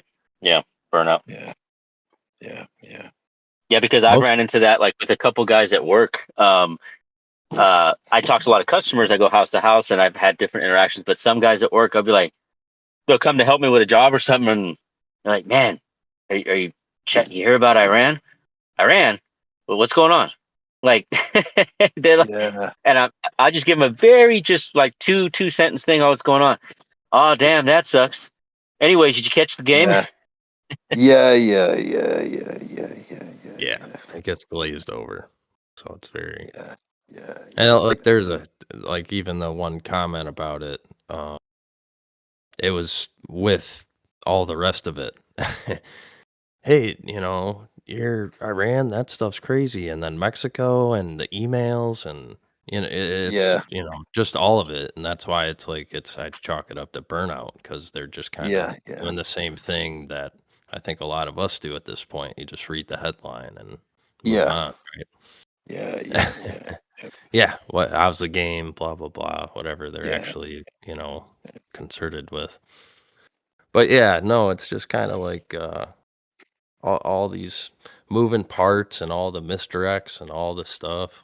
Yeah. Like, I don't know. To me, it's in the movies and in the media and in politics and with the stars and everything else. Like, it's been aligned from both points of view, like whether the stars are aligned or not. The people and the motions and everything going on down here, at least on the grand scale of theater on this mass stage, like it's all one big thing. Um, and we talk about it in many different ways, call it a geist. Shit, I Yeah. like Star Wars way of calling it the Force. It's like Yeah. there's these forces in which they operate. Uh, I guess mathematical is like kind of a simplified way to put it, but I would say it's just the root structure. I always just say IAO, uh, Yeah. which is a line, a circle, and a triangle, which is just that's your three basics to doing everything, right? Yeah. Triangulation, encircling, and dividing. I mean, and those three things sum up and negate everything. Yeah. So, and how these forces work and stuff, I think what happens is the layers of complexity get twisted by the human mind, and what happens is in these large collections, echo chambers get formed. Good ideas and good, like individual growth and other stuff gets snuffed out, and it leads to these massive, complicated messes that we're in. Um, Yeah. and speaking to like how amazing it is, like this is why I like studying all the movies and films and stuff, because they're the ones practicing. They're the ones who are like digging into parasocial, psychosocial, paranormal. You're studying every single realm because, depending on which type of movie you're doing, right? You're going to go into politics or into police forces or into psychology, sociology, nuclear physics, space. Obviously, there's lots of lies. There's lots of Yeah. grifting and scamming as well. But for they're for the ones that at least have a discernment about them, or any sort of what we call a moral compass or something. It's like there is actual learning that takes place. There's actual expression and things that come out. So that there's always like truth is what I'm kind of getting at, that bleeds through anything. And so when you see like all these things coming together, like to make one of these massive films, and not like a Paranormal Activity only took a small crew and a camera and they made millions, right? So it's Yeah. also possible to do these other crazy things, but for the most part, in like a mega Marvel movie, you have thousands and thousands and thousands of people just in the development and the art and the photography and the lighting and actors, actresses, directors, etc., right? And it's just amazing that all of that comes together to do something. So obviously on like the world scale, to have all these events line up with like a star position and all that kind of stuff, and you add in the take into account Murphy's law, and it's like, holy shit, how does this even happen? Yeah. Um, well, I think one of the things that kind of always got me, it started with Chitty Chitty Bang Bang, which emphasized the Rube Goldberg experiment. And I got deep into that when I was in college. And I guess it kind of plays a big part in what I do as far as like, mass automation. It's kind of amazing that we are able to produce the exact same product, a million times Yeah. over. Yeah. Uh, Yeah. for years and years and years, right? So it's Yeah. like I'm exist in it to an extent in any corporation. It's like, and the people on the floor actually speak more about that than current events, where they're like questioning like, how do we even make money, with what they pay us and how many people there are and all these robots and blah blah blah blah blah, right? And go on for days. Yeah. Um like it's just amazing. It's very surreal in all truth, right? I mean, to anyone, it's just when you live and exist in it for so long, I guess it doesn't seem as so, right? Just like any Mm. Hollywood actor that you see 20 years in, they sound so nonchalant. Oh my God, yeah, it's easy, bro. And I just, show up and do my thing. And you can normalize just about anything in any situation. Uh, so when you do it on mass scales, it becomes very interesting because it's thousands and thousands of individual minds coming together, whether or not they're uh, NPC like or robotic. I think you still get some sort of anomalous creation that occurs, or it's going to Yeah. be brought in regardless. And, that's why you kind of have the bleeding effect between, where I'm sure in the upper circles, they've pulled in people from the outside, from the fray. I mean, I would assume that all life here is kind of comes from the same source. You could always say that we're all kind of from the same thing, even though we can differentiate ourselves from each other and from animals and from plants and all these things.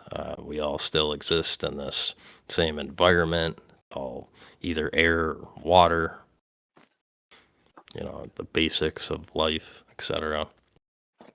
But the complexity, I think, just simply comes with, consciousness and abstraction and collectively putting everyone together.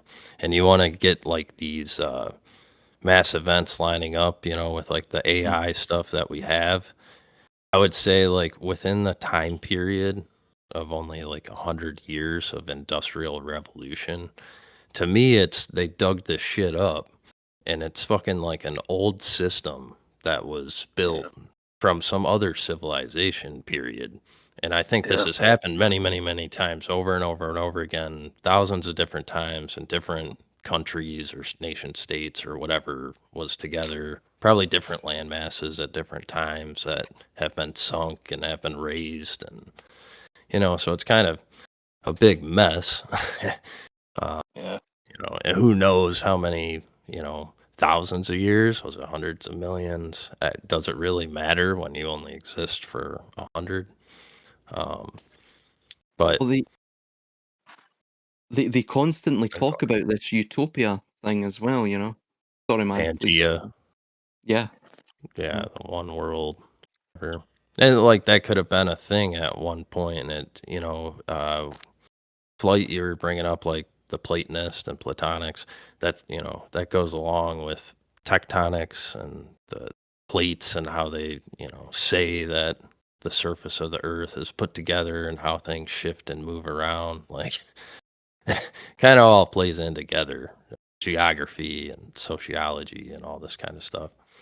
I was also going to mention as well on Plato. I don't know if I mentioned this to you, Eros, but so Plato was ensconced in Pythagorean sort of philosophy and ideas, right? And we see that Pythagoras started, of course, a secret society that used mathematics as a cloak for outright political sabotage operations. I believe it's also referred to as the mysteries of Samothrace, if I recall correctly, or I might be getting the two mixed up. Anyway, it wasn't long before his political rivals, it states here, caught on to his schemes and lit on fire the meeting house where he and his followers were gathered, Pythagoras, that is.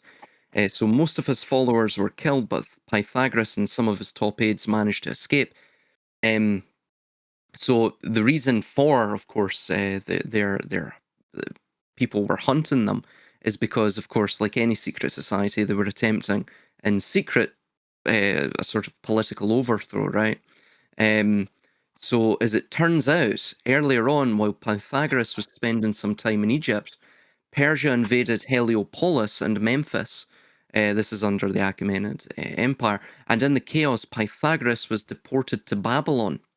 During this period, there was a very strong Jewish presence in Babylon, of course, with the exodus in Babylon under Nebuchadnezzar II of the Neo-Babylonian Empire. Was that 7th century BC, which Pythagoras had come into contact with. Interestingly, the Talmud itself states that Pythagoras at this time became a student of the prophet Ezekiel. Furthermore, Clement of Alexandria in his Strotomatius wrote, quote, in his De Pythagoriac, De Pythagoresis Symbolis, Alexander Polyhistor claims that Pythagoras was a student of Nazarete, unquote, and of course Nazarete is quite literally the Greek transliteration at that time of Nazarite, which most likely was referring to exactly who the Talmud was referring to, which may be Ezekiel. Interestingly, notice what we read from the 1843 book, Kabbalah by Adolf Frank, quote, it is in Nazara that the ancient Nazoria or Nazaretes held their mysteries of life or assemblies which were but the secret mysteries of initiation, the oldest Nazarenes were the descendants of the scriptures Nazars, whose last prominent leader was John the Baptist.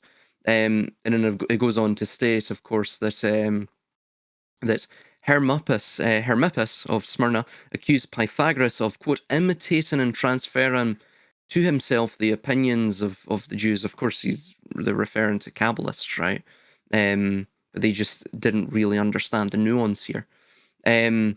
So it mentions, of course, that Plato himself was involved in.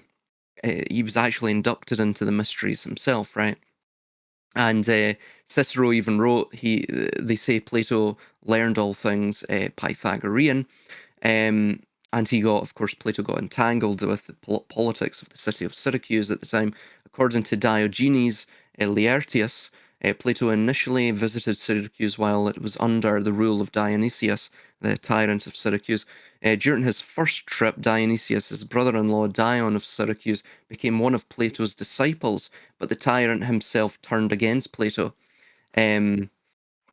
So what you're effectively seeing here is, again, it's Plato is, it states here, Plato described the Phoenicians as having, quote, the habit of craft, which evil tendency may be observed in the Egyptians and Phoenicians and many other races through the general vulgarity of their pursuits and acquisitions, whether some unworthy legislator of theirs has been the cause or some impediment of chance or nature. And he goes on to mention as well that regarding the sort of Canaanite mythology, right, which ties in with both Phoenicia and, of course, Judaism and even the Arameans as well, right, which arguably they're all interconnected. But it's almost, I think this is what you're seeing with the likes of Plato's Callipolis, right, the beautiful city. And then that links with Thomas More's Utopia, on, of course, the island of Ceylon, which is modern-day Sri Lanka, where, again, you have a very similar, simplistic structure of a utopian system, where you have strict hierarchy, right? And then, of course, as well, you have Tommaso Campanella, which was, I believe, a century after Thomas More. Tommaso Campanella, he wrote The City of the Sun, which is, of course, the English translation of Heliopolis, which Heliopolis itself was the Greek transliteration, or the Greek sort of bastardization of the ancient Egyptian native word for that most holy of cities, which of course was Yahweh, right? Which means literally the pillars, right? So it's something you also see in that of Freemasonry. But just interesting, really quickly on the Egyptian Book of the Dead, it mentions in the opening passage of the Book of the Dead, it states, quote, "This is a book of exceedingly great secrecy. Let not the eye of any profane behold it, that would be an abomination conceal its existence. The book of the master of the hidden places is its name." And then it goes in chapter 114 of the work. It states, quote, "I know it, the secret, for I have been initiated into it by the Shem priest." The Shem. The Shem is the name. Shem Hami-Forash and all of this sort of idea. "And I have never spoken nor made repetition to the gods. I have entered as a power because of what I know. I have not spoken to men. I have not repeated what was said or written in tombs. It is a secret." And you see the exact same thing, of course, within the Hermetic works. I mean, you literally this thing is, you see everywhere, absolutely everywhere. Freemasonry even talks about Shem Yaza made oaths of imprecation, which are sort of blood-curdling oaths, or blood oaths rather, oaths of on the pain of death, of secrecy, when he, of course, fell from heaven in front of all of the host, right? Remember, even Yahweh is called Yahweh Zeviot, which is Yahweh, Lord of the host, right? Remember, the host of heaven fell with Lucifer or Phanes Protagonos, the shining firstborn, right? So all of this appears to be intimating a similar idea, right? For example, we had on September the 11th, 1991, 10 years exactly to the date, the sort of famous 1,000 points of light speech. You probably recall it. It won't be the law of the jungle, that will govern the conduct of nations. No, it will be a new world order, and this idea, right? Um, he mentions, of course, George Bush Sr., the 1,000 points of light, right? 1,000 wars have been waged for this new world order, right? And we're almost near the end, right? The capstone is almost touching the pyramid, right? We're almost finished, guys. Come on.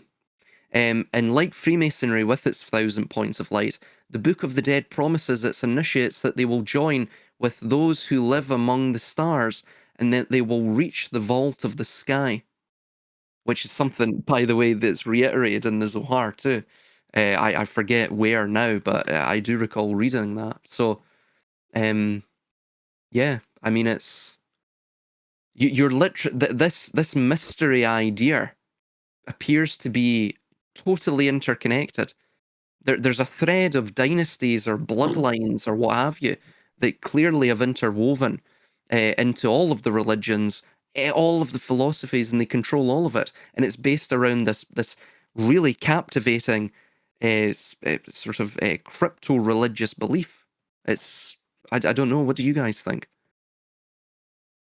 Well, it's with that 1,000 point of light speech. They seem to be opposed a bit to the law of the jungle, right? And this is where we start getting into, I guess, a few things that I'm hold a little bit closer to the chest. But that law of the jungle is that 23.5 degree tilt, right? That's predator prey relationships, right?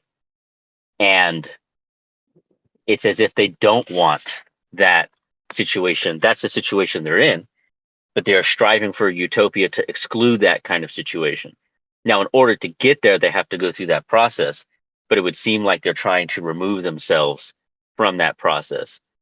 And this is where I kind of wedge in here at this point and insert. So, like, well, before that, like when you're talking about like Yahweh Sabaoth, right, the Lord of the hosts, that word host is of course armies, right? And so he's the Lord of these angelic armies. And there's a lot of really interesting, if you follow the etymology of a lot of these words, both as the way Yahweh describes himself, but also as in terms of the angels.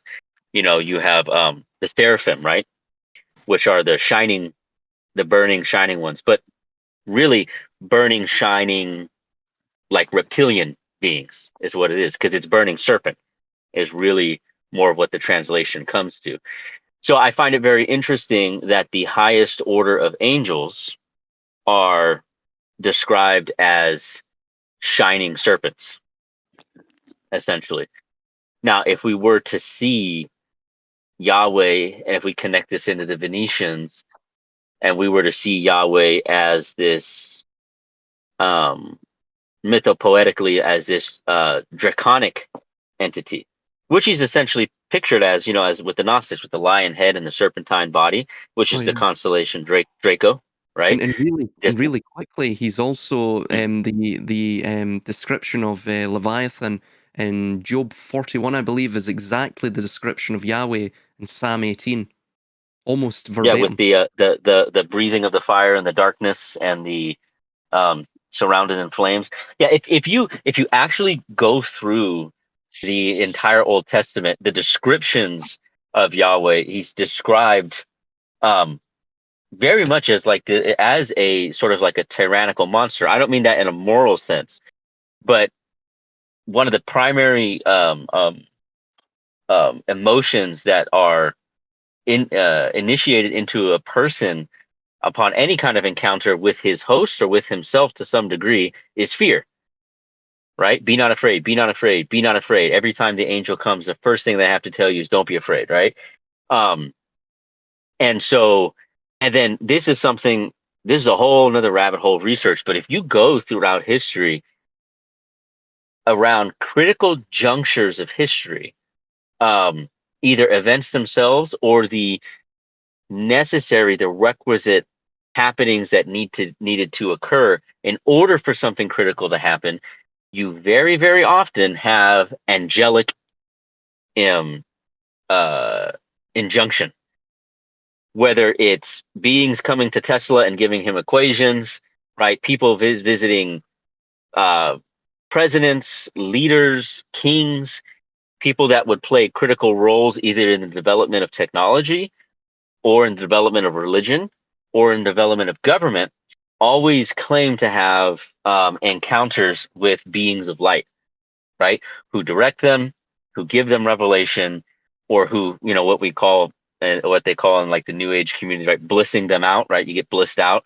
They get these almost like orgasmic feelings induced into the body. And this is where the research of Steve Mera and Nathaniel Gillis come in. That's, I think, been posted in here before on Hub of Gnosis here, where they're following this both throughout history, but still happening in current day, and seeing the correlation between angelic visitations, but then what are also called demonic or alien visitations.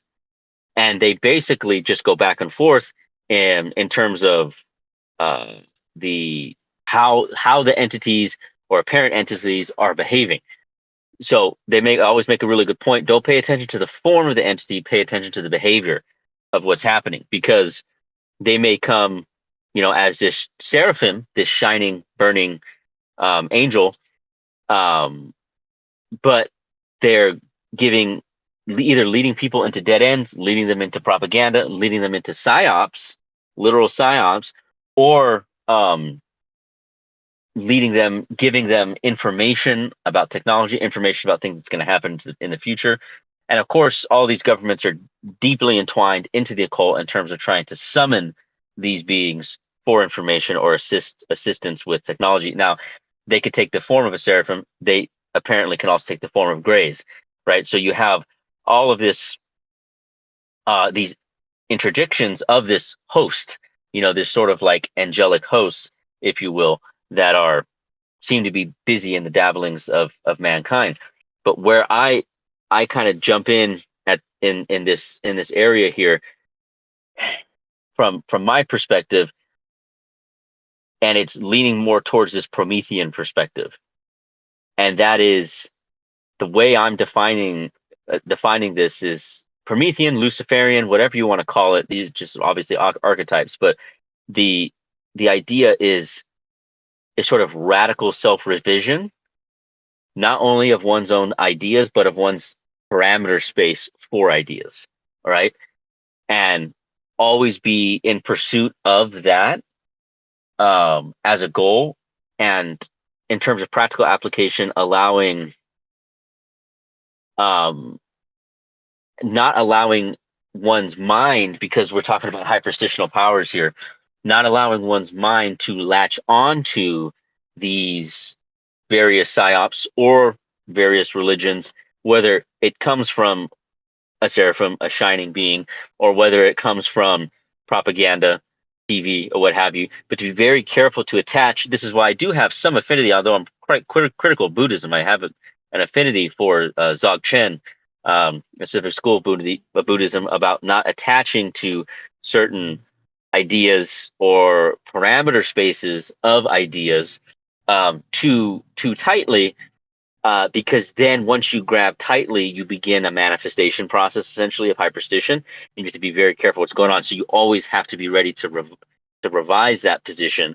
But what this does then is that if you are taking a sovereign position of self-revision, you are essentially functioning as a demiurge, because what you are doing is that you're a sub-creator, right? And you're taking the information in the world around you, you're analyzing it, you're revising it, you're comparing it, right? This It's similar to what's like a Bayesian analytics, right? Where you assign like essentially percentages of belief on certain things, on like whatever it may be. I'm 60% for, I'm 70%. Right. The percentages are obviously vague and stuff, but you're saying you don't have a necessary full commitment. You're willing to revise. It's similar to that. It's just I want to take it a step further and not just have a Bayesian revision of a particular idea, but the entire scaffolding that supports that idea, like a worldview almost. So it's very similar to that. And what this does is it slows things down and allows you to operate in a sovereign sense. But what this is you're functioning as a demiurge. You are a sub creator, just like Tolkien, right? Said we were. Oh, we're sub creators. Blah blah blah. And what you're doing is you are modeling and molding your mental space, which then influences your physical space, both in your immediate local space, your immediate surroundings, but also hyperstitionally the world around you. So we are all the demiurge. We are all demiurges.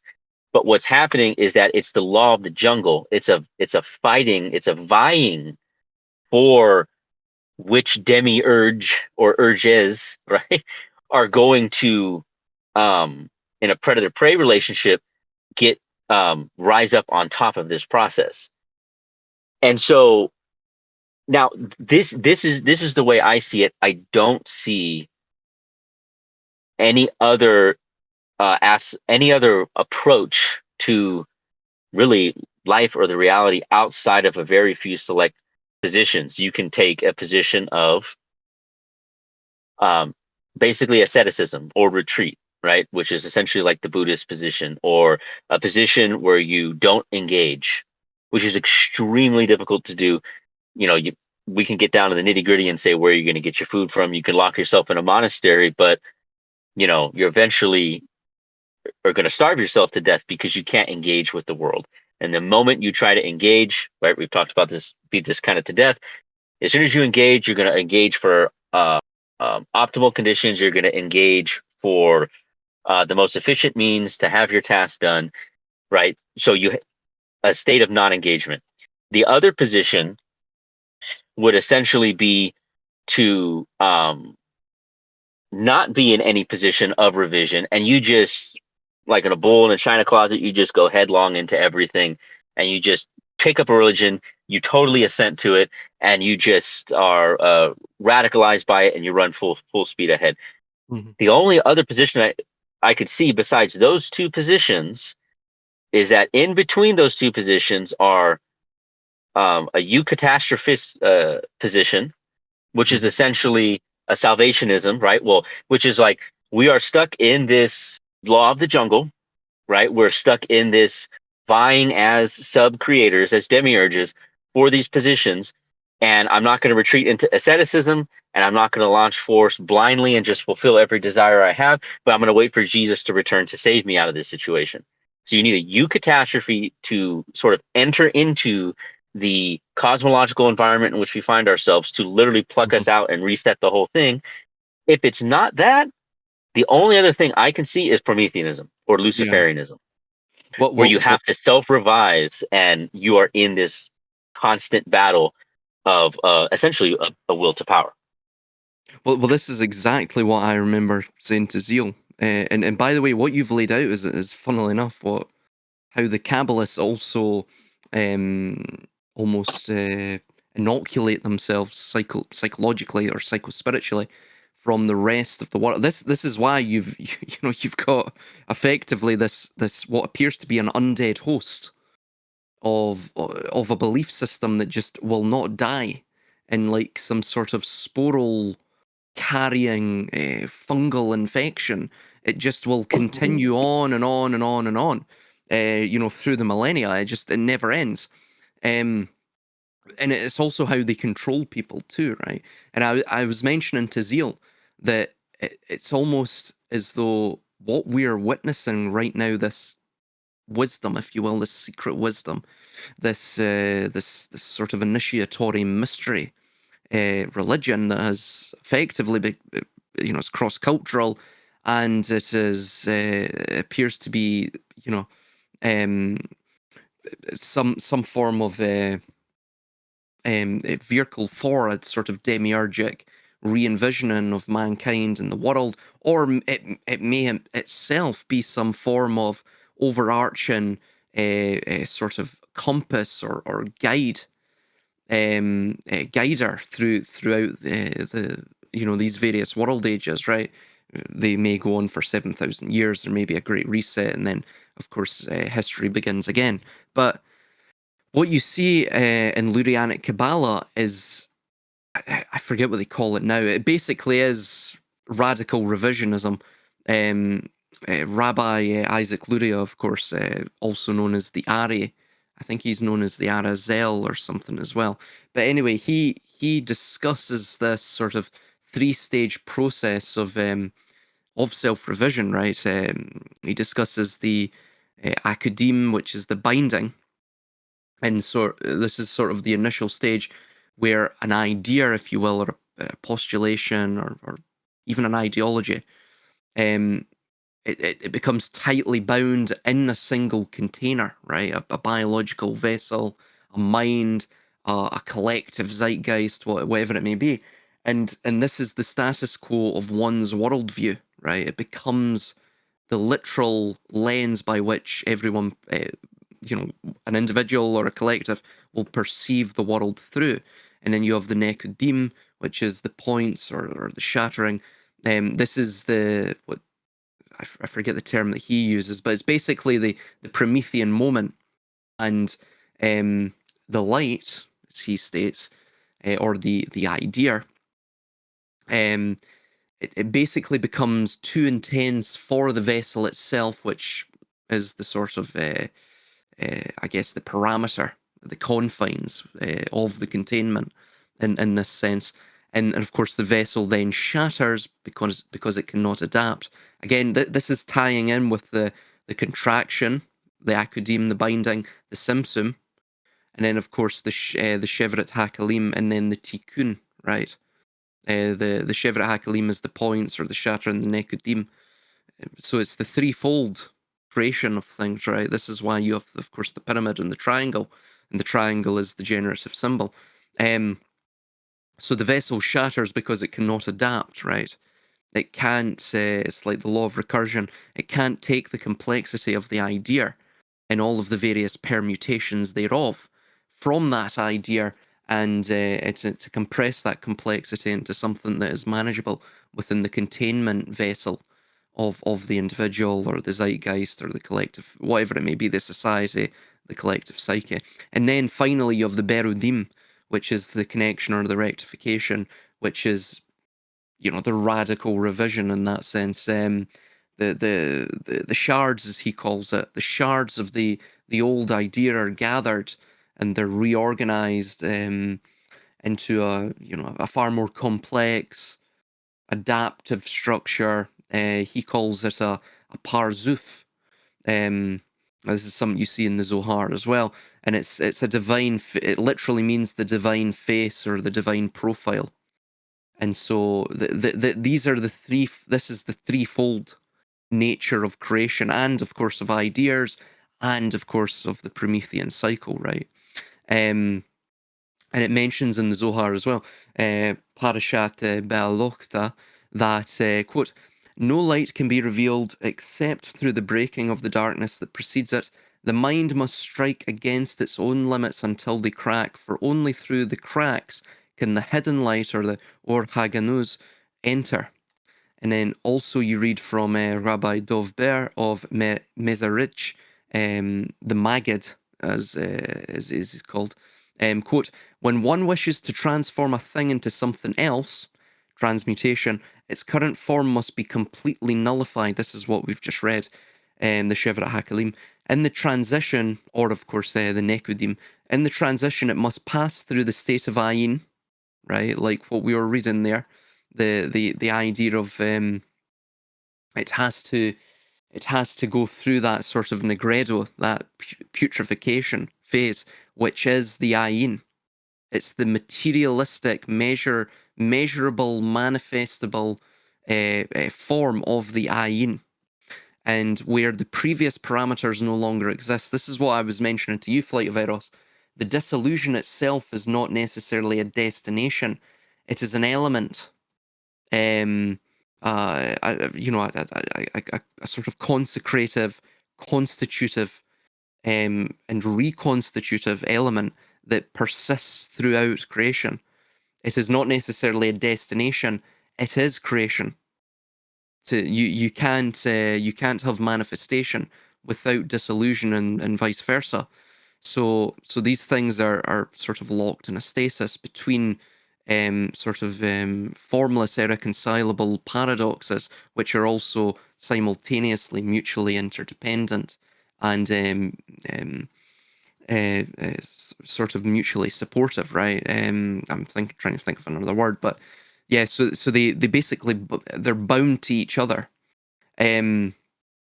Yeah, he mentions other things as So well, and it's very it's interesting.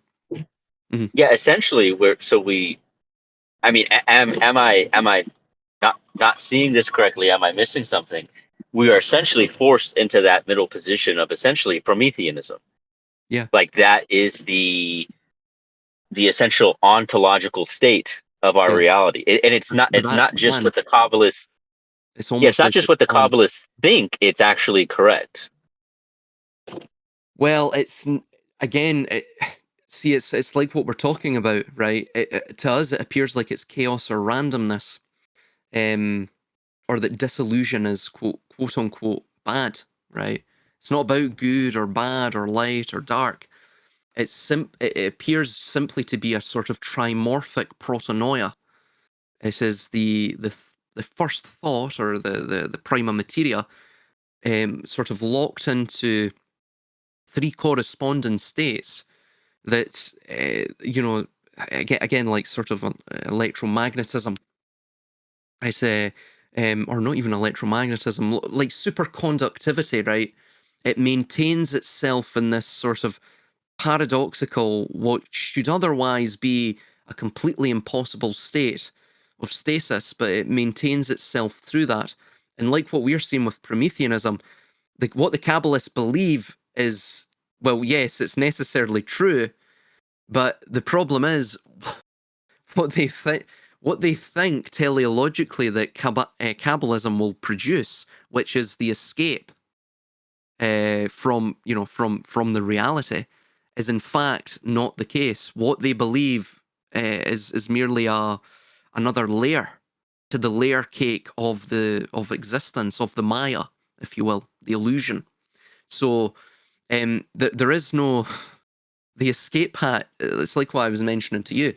Um, Disillusion isn't the escape hatch, because both the escape and the hatch are effectively what established the fissures, or not the fissures, but the fractures with which effectively created creation in the first place, right? So everything you're seeing is just a reverberation and echoing of that. So Exactly. Yeah, mhm. exactly. Schelling calls this for the longest time. I chose Flight of Eros for my screen name here, but my screen name has always been Prime Cision for the longest time, because that's that prime cision, that cut that creates the trimorphic situation. Because if you take like a topological space, but just take a complete blank space, right? And the moment if you just take a line and you draw a line down the center of that, a cision between the two, you now have two separate planes topologically, but it actually creates a third plane, which is the plane upon which they meet. That that position of friction between the two, right? So as soon as you either have nothing or you have three. There is no two, right? Mhm. Because you go 0 to 3. Because the moment you divide anything and create any kind of duality, you have the two, and then you have that. And this is what Hegel's talking about as well, right? Mhm. Everything contains its own contradiction. But this would then be the engine of the cosmos. This is the engine of the universe. It is Promethean. It's almost like if we're going to assign a teleology, the teleology is the production of demiurgus. because as soon as you have sentience and life, right? As I talked about in our first conversation, that worm, that very basic nervous structure that's going to sense a duality between like heat and cold, right? Sources of food, glucose, and where there's no sources of food. As soon as you have that basic distinction, you're off to the races for the production of a demiurge. It's Promethean. Yeah. The planarian worm in the primordial sea is a Promethean. He either is a Promethean or he's totally dissolved and annihilated. It's like a universal engine, and you can't get to attempt to get out of that, like the Buddhists or the ascetic, right? Is to say I'm just going to go into full dissolution, right? But like you're saying, that's Mhm. just the other side of the hatch. It's like Yeah. that's that's just the mouth that feeds the engine that brings back more. I know. Yeah. It's Is that entire process. it's I know there really is no escape. That's the idea. Nor should there be. It's not necessary. Again, this is also the idea that these people are looking at this almost as a vibe, right? Oh, well, it's bad. Oh, suffering, bad. So Right, it's very right. materialistic. But you even see you brought up there. As soon as you create the in Kabbalah, it's called the kav, the line. Which can also relate to the halving of the circle. This is why salt, of course, is in alchemy is the circle with the line through it. The circle is, of course, the heavenly sort of spheroid that is this perfect circle, the perfect uh, sort of egalitarian geometry, and it can be improved upon almost like gold in a sense, and it's imperishable geometrically too. That has a line down it. That is the sort of free will of man invoked and within that geometry.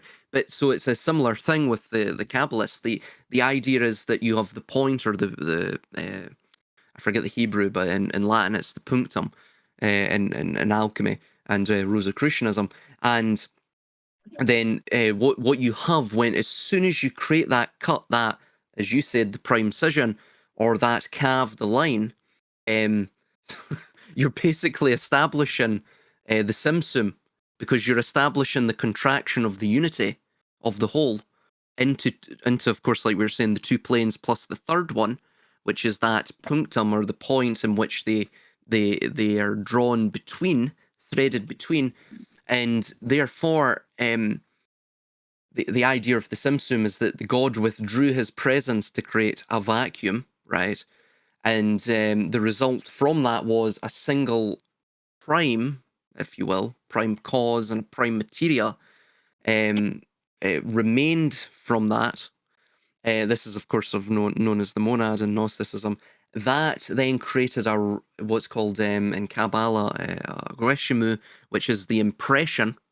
This is like the embryonic state of a demiurge, and then from there, of course, um, you created, well, the entire creation was drawn, right, from that.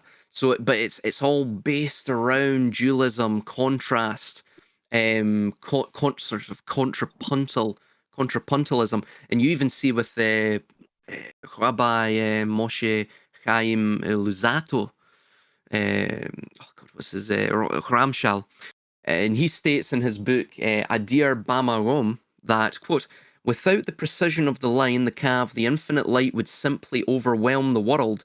The line is the measure, the boundary, and the precision that allows existence to be mapped, unquote.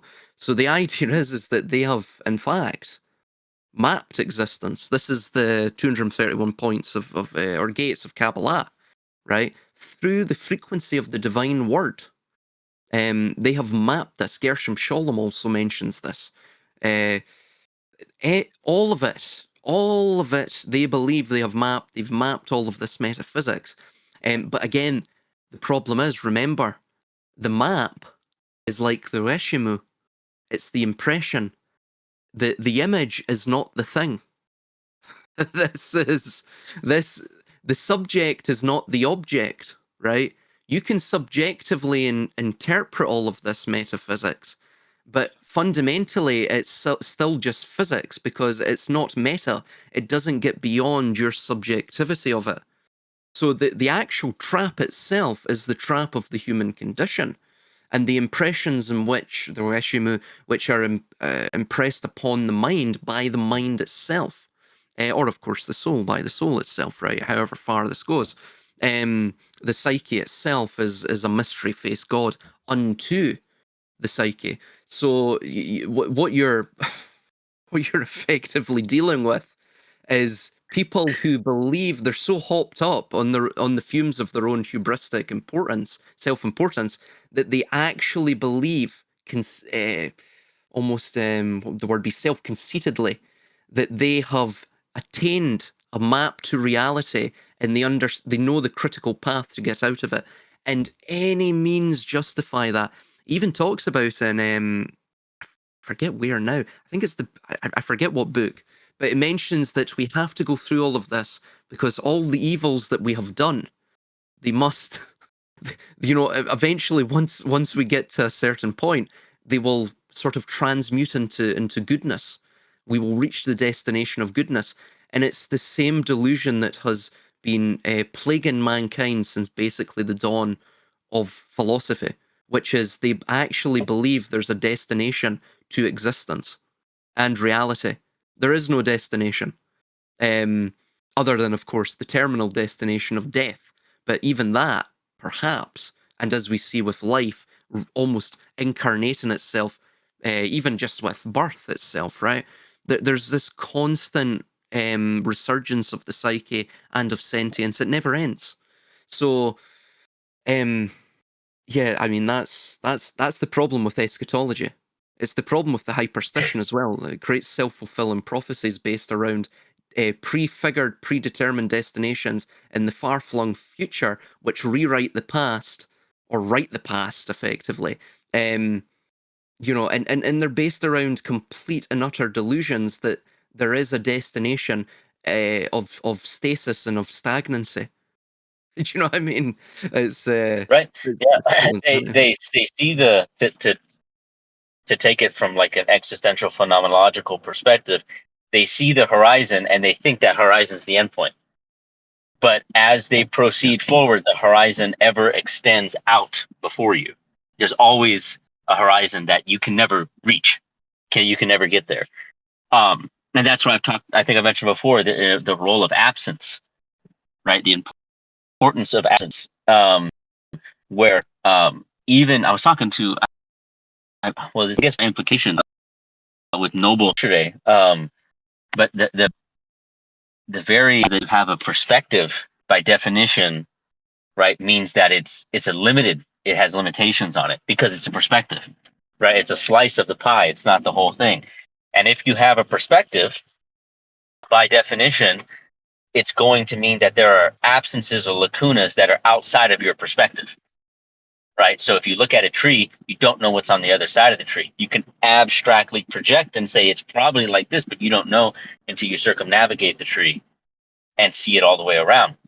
But then we're in a constant flux of the world around us. So when you get to the other side of the tree, now the side you were on, you can't see it, and you assume nothing has changed, but something likely has, right? Even at a small molecular level. So there's always this ignorance or absence that's ever before you. There's always something beyond the horizon. And the whole idea of heaven or utopia or a complete repairing, right, of everything is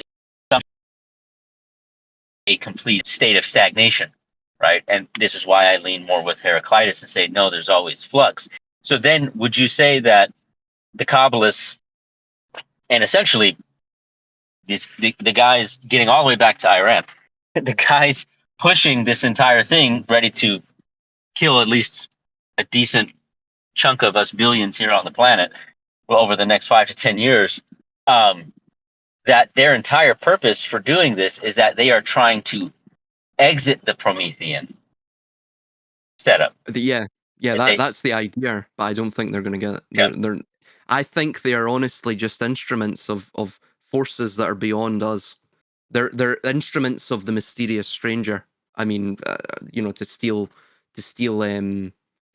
that from Mark Twain. I mean, even Mark Twain, that mysterious stranger. The reason for the number 44, which was also another appellation of Satan or the mysterious stranger, was because 44 in Gematria. Again, that is tied in with Kabbalah because, of course, Hebrew is an alphanumeric system. So Gematria is a study within Kabbalah. 44 is the value of dam. Dam is blood, literally means blood. So the blood is the information. It's the flow of information through the body, which is the sort of vessel of that informational passage. So the idea with it is effectively Satan was merely the sort of overarching axiom of thought within that story. But anyway, the idea is that they are mere instruments. They believe they're chosen, right? And in a way, they were chosen. But the reason that they were chosen is because if you look all the way back, I mean, the Akkadians speak about the Proto-Israelites, the Proto-Jews, the Amorites. They were known as Amorites. They became later the Arameans. Aramea means Highlander, Highland, or basically referring to the Highland Amorites. And then, of course, Canaan means the complete opposite, the lowland Amorites. They would later become both the Jews and the Israelites. They would branch off from the Canaanites. But the Amorites themselves were discussed and described in the Curse of Eckur, an Akkadian text, right at the end of the Akkadian Empire and sort of halfway through the Neo-Sumerian Empire, if I recall correctly, that they were the boors of the mountains. They ate uncooked raw meat, and they completely backwards in every sense, right? You wouldn't think Kabbalah would emerge from this group, but it makes sense. See, if you're let's say this is a psychic entity that both has an immanent essence within mankind, within the psyche of mankind, like the Geist is an invasive sort of thing, perhaps alien to us in a primordial sense, but is nonetheless latched itself onto us like a psychic parasite. That we could call it the Demiurge or Yaldabaoth, right? This lion-headed worm. Think about it, if you wanted to choose a harbinger class that would go through the millennia and steer this specific world age of human history of 7,000 years or so, are you going to choose people that are highly civilized, highly sophisticated, or are you going to choose a people that have an animalistic atavistic soul? Well, you'll choose the latter, of course. The reason for that is because, firstly, they understand survival. So everything to them is materialistic. They don't think even on abstract terms, right? At that point, there's always going to be that sort of kernel of survivalism. So everything pure that's drive, pure drive, pure drive, exactly, pure will, and then of course they'll be surrounded by people who hate them. They'll be surrounded by enemies, right? So you'll choose a small nation. So all of these drivers almost lead us to suspect that they were chosen for the reason, not because they were highly sophisticated. In fact, it states this in the Old Testament. I didn't choose you because you were numerous. I chose you because you were basically at the bottom of the rung of all of the other nations, right? It actually states that in the Old Testament. I forget where now, but I do recall it. So effectively, they're driven by pure will. Any other peoples, right, or perhaps most other peoples, I'm not saying they're unique in this sense, but if you didn't have pure will, pure drive, pure survivalism as a sort of kernel within you, you would have You would have abandoned this absolute insanity long, long ago. They need a people that will turn the map into the territory, right? It's exactly what you stated. They don't see, they're not seeing the tree and understanding that implicitly that they can only see this angle of the tree, right? Of course, they may be able to predictively analyze the other sides of the tree based upon pure prediction, but that prediction itself is a mere impression, of a speculative impression of reality. It's not reality itself, but to the being of pure drive, pure will, pure survivalism, it's better to, it's more practical to simply see the territory as the map rather than, of course, the territory as the territory, right? And understanding that you can't see everything at once, understanding that you can't understand everything at once, also understanding as well that you can't necessarily control everything at once, right? That as well. So effectively, to get back to your question and to answer it really quickly, sorry, I went on a bit of a rant there, but to answer your question, yes, I mean the Kabbalists essentially. Could you ask the question again? I do apologize. I totally went on a tangent there, No, man. it was a good rant. There's no problem with that. That was great. No, but essentially the question is, so that your understanding would be is that that reality is per se in itself actually a, I guess we can use like an inflammatory term, a hostile environment, a law of the jungle, and where Mm. consciousness does arise, it's Promethean, and it must be Promethean because that is literally the nature of reality.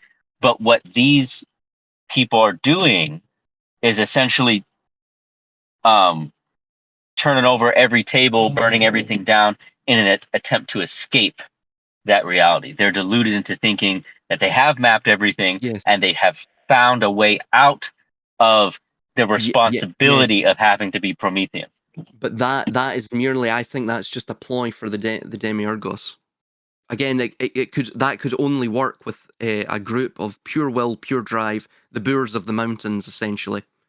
You know, and I mean, even state that Yahweh was a wilderness spirit, that he was a spirit Mhm. of the mountains. He came from the mountains. What was that? Deuteronomy 33, I believe, or 32.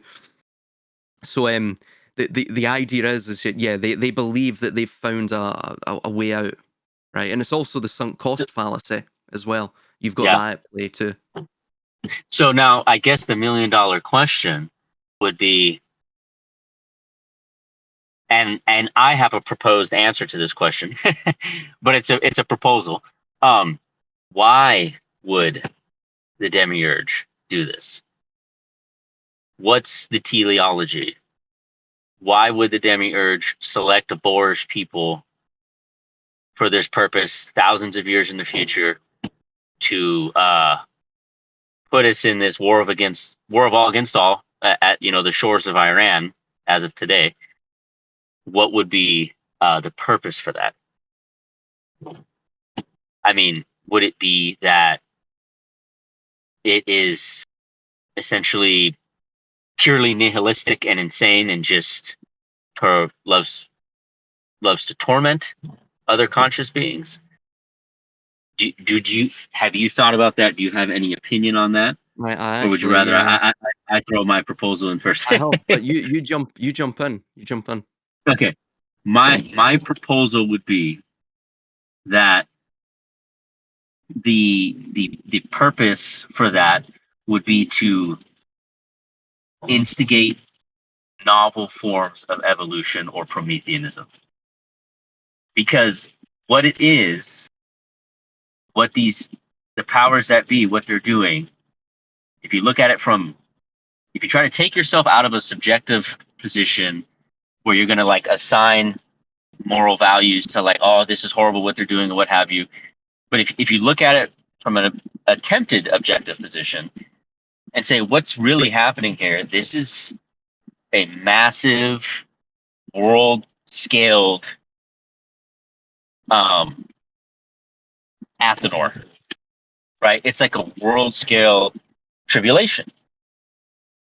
At that massive level, it is just like this. I mentioned the other week, the city is like this crucible.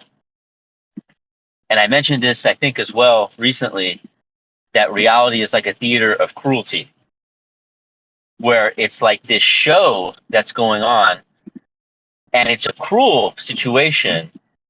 It's a crucible, but what it's made to do is to ramp up and force this Promethean architecture of the cosmos, that then for the conscious beings that are present through this process, it becomes a trial to then make or break, to forge each individual as its own sort of locus, its own demiurgical entity or being, or that being will fail in that process.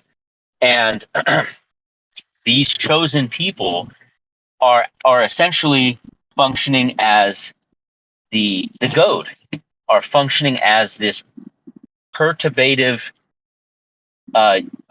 group of individuals on the planet to push things planetary. Now we have a giant goad in the sky called the sun, right? From our first conversation, and that's driving ultimately this process on a thermodynamic level.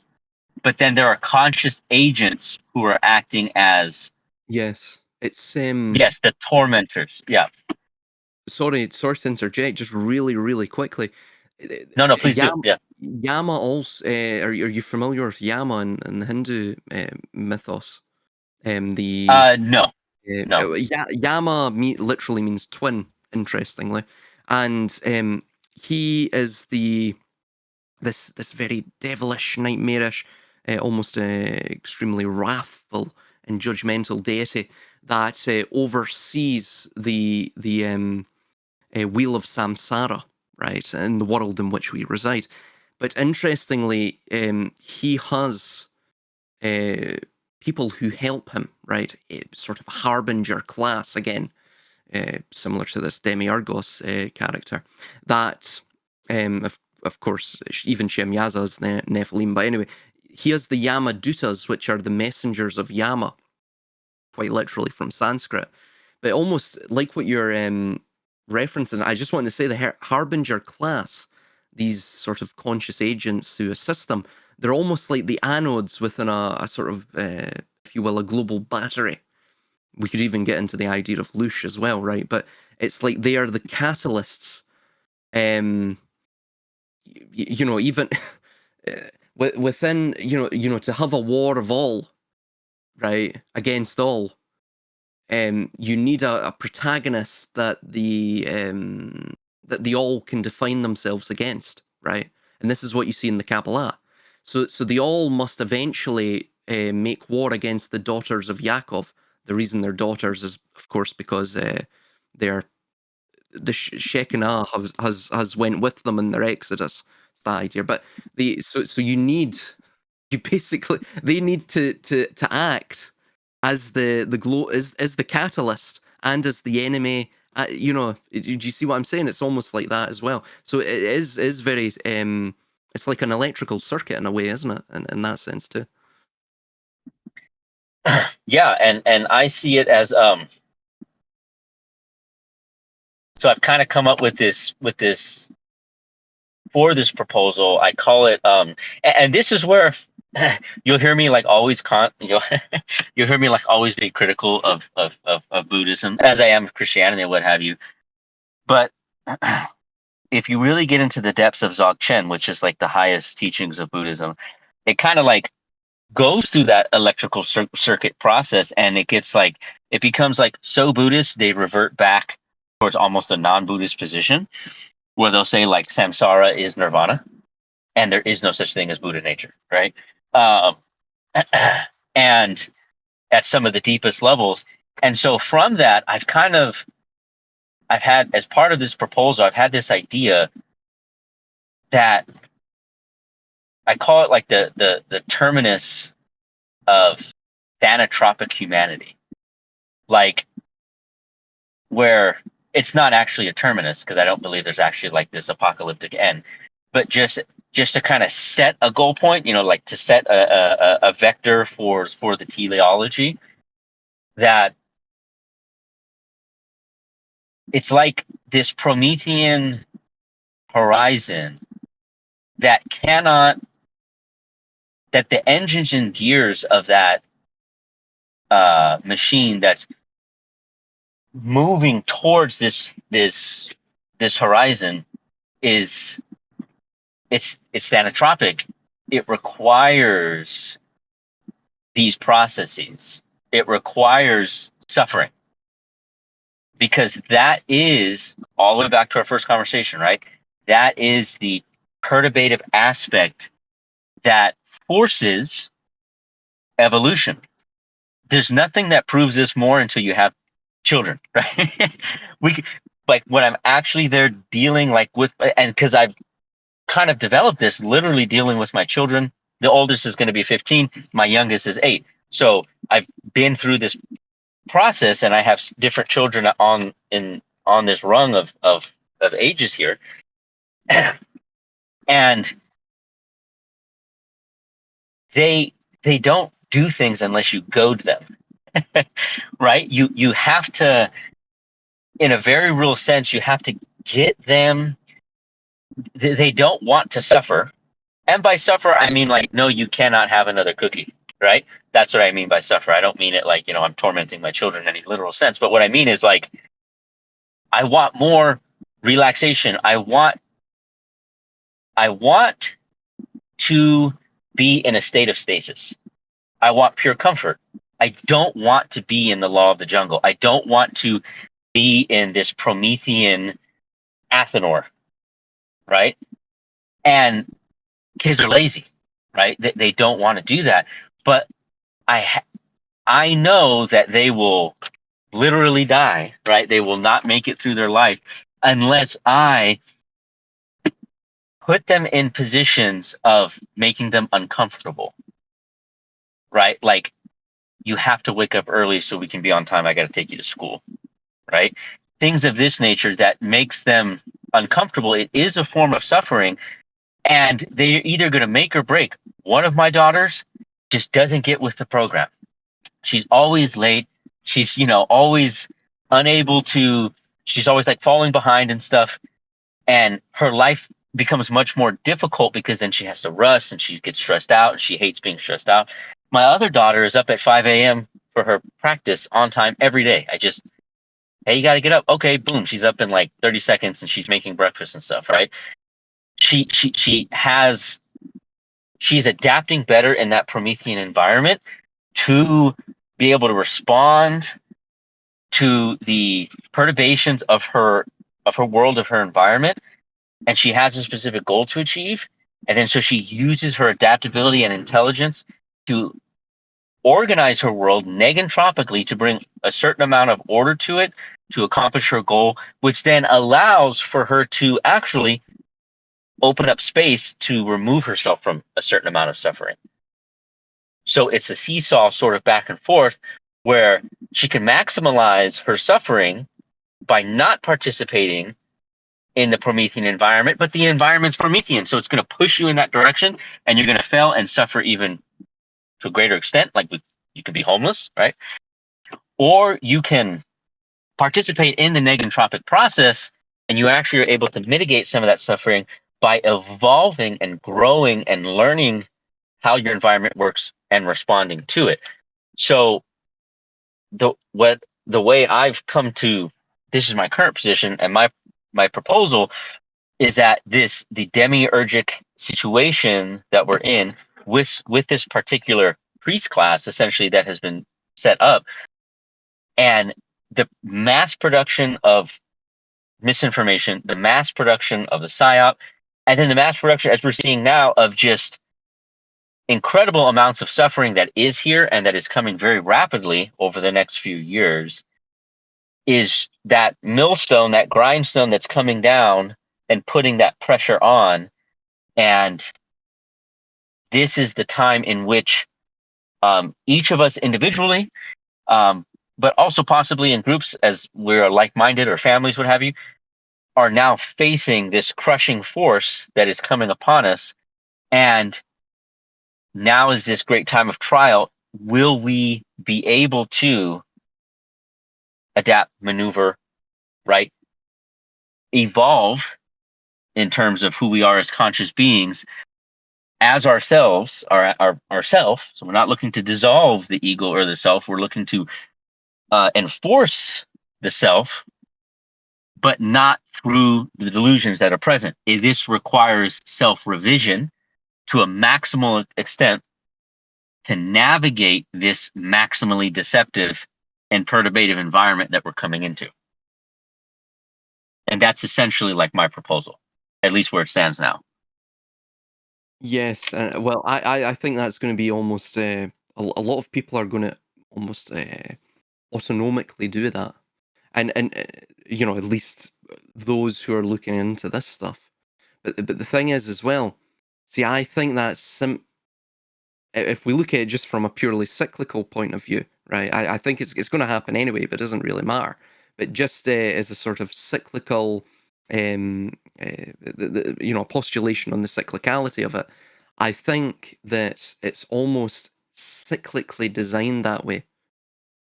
There will always be 80-20, right? The sort of Pareto rule is always in effect here.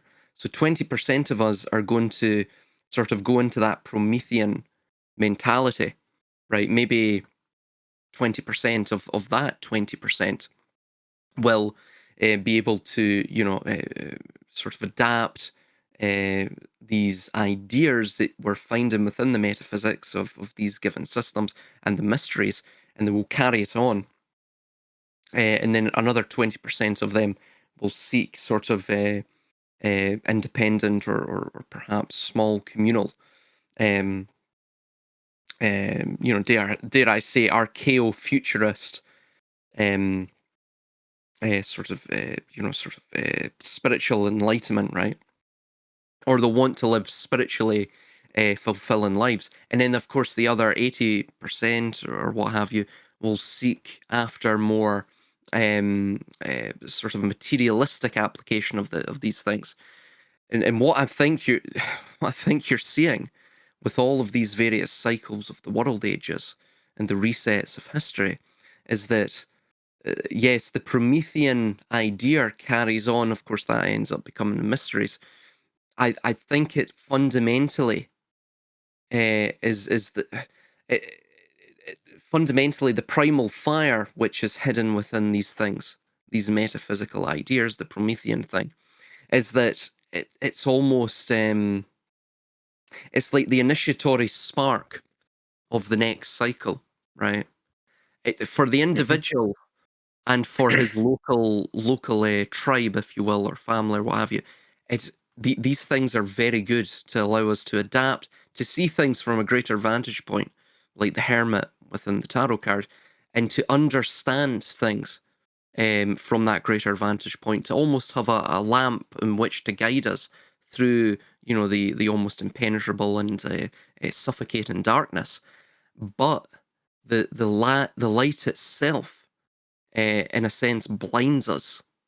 It blinds us to to what really powers the lamp itself, which is the fire, which is the fuel, which is the ash that's therefore created from the embers and the soot. You know, so all of it is based around, like what you're saying, a necessary suffering, a necessary chaos. It's almost similar to the idea of Set Typhon, which is something the Hyksos. It's a deity the Hyksos syncretized with Baal when they invaded Egypt in the 18th century BC.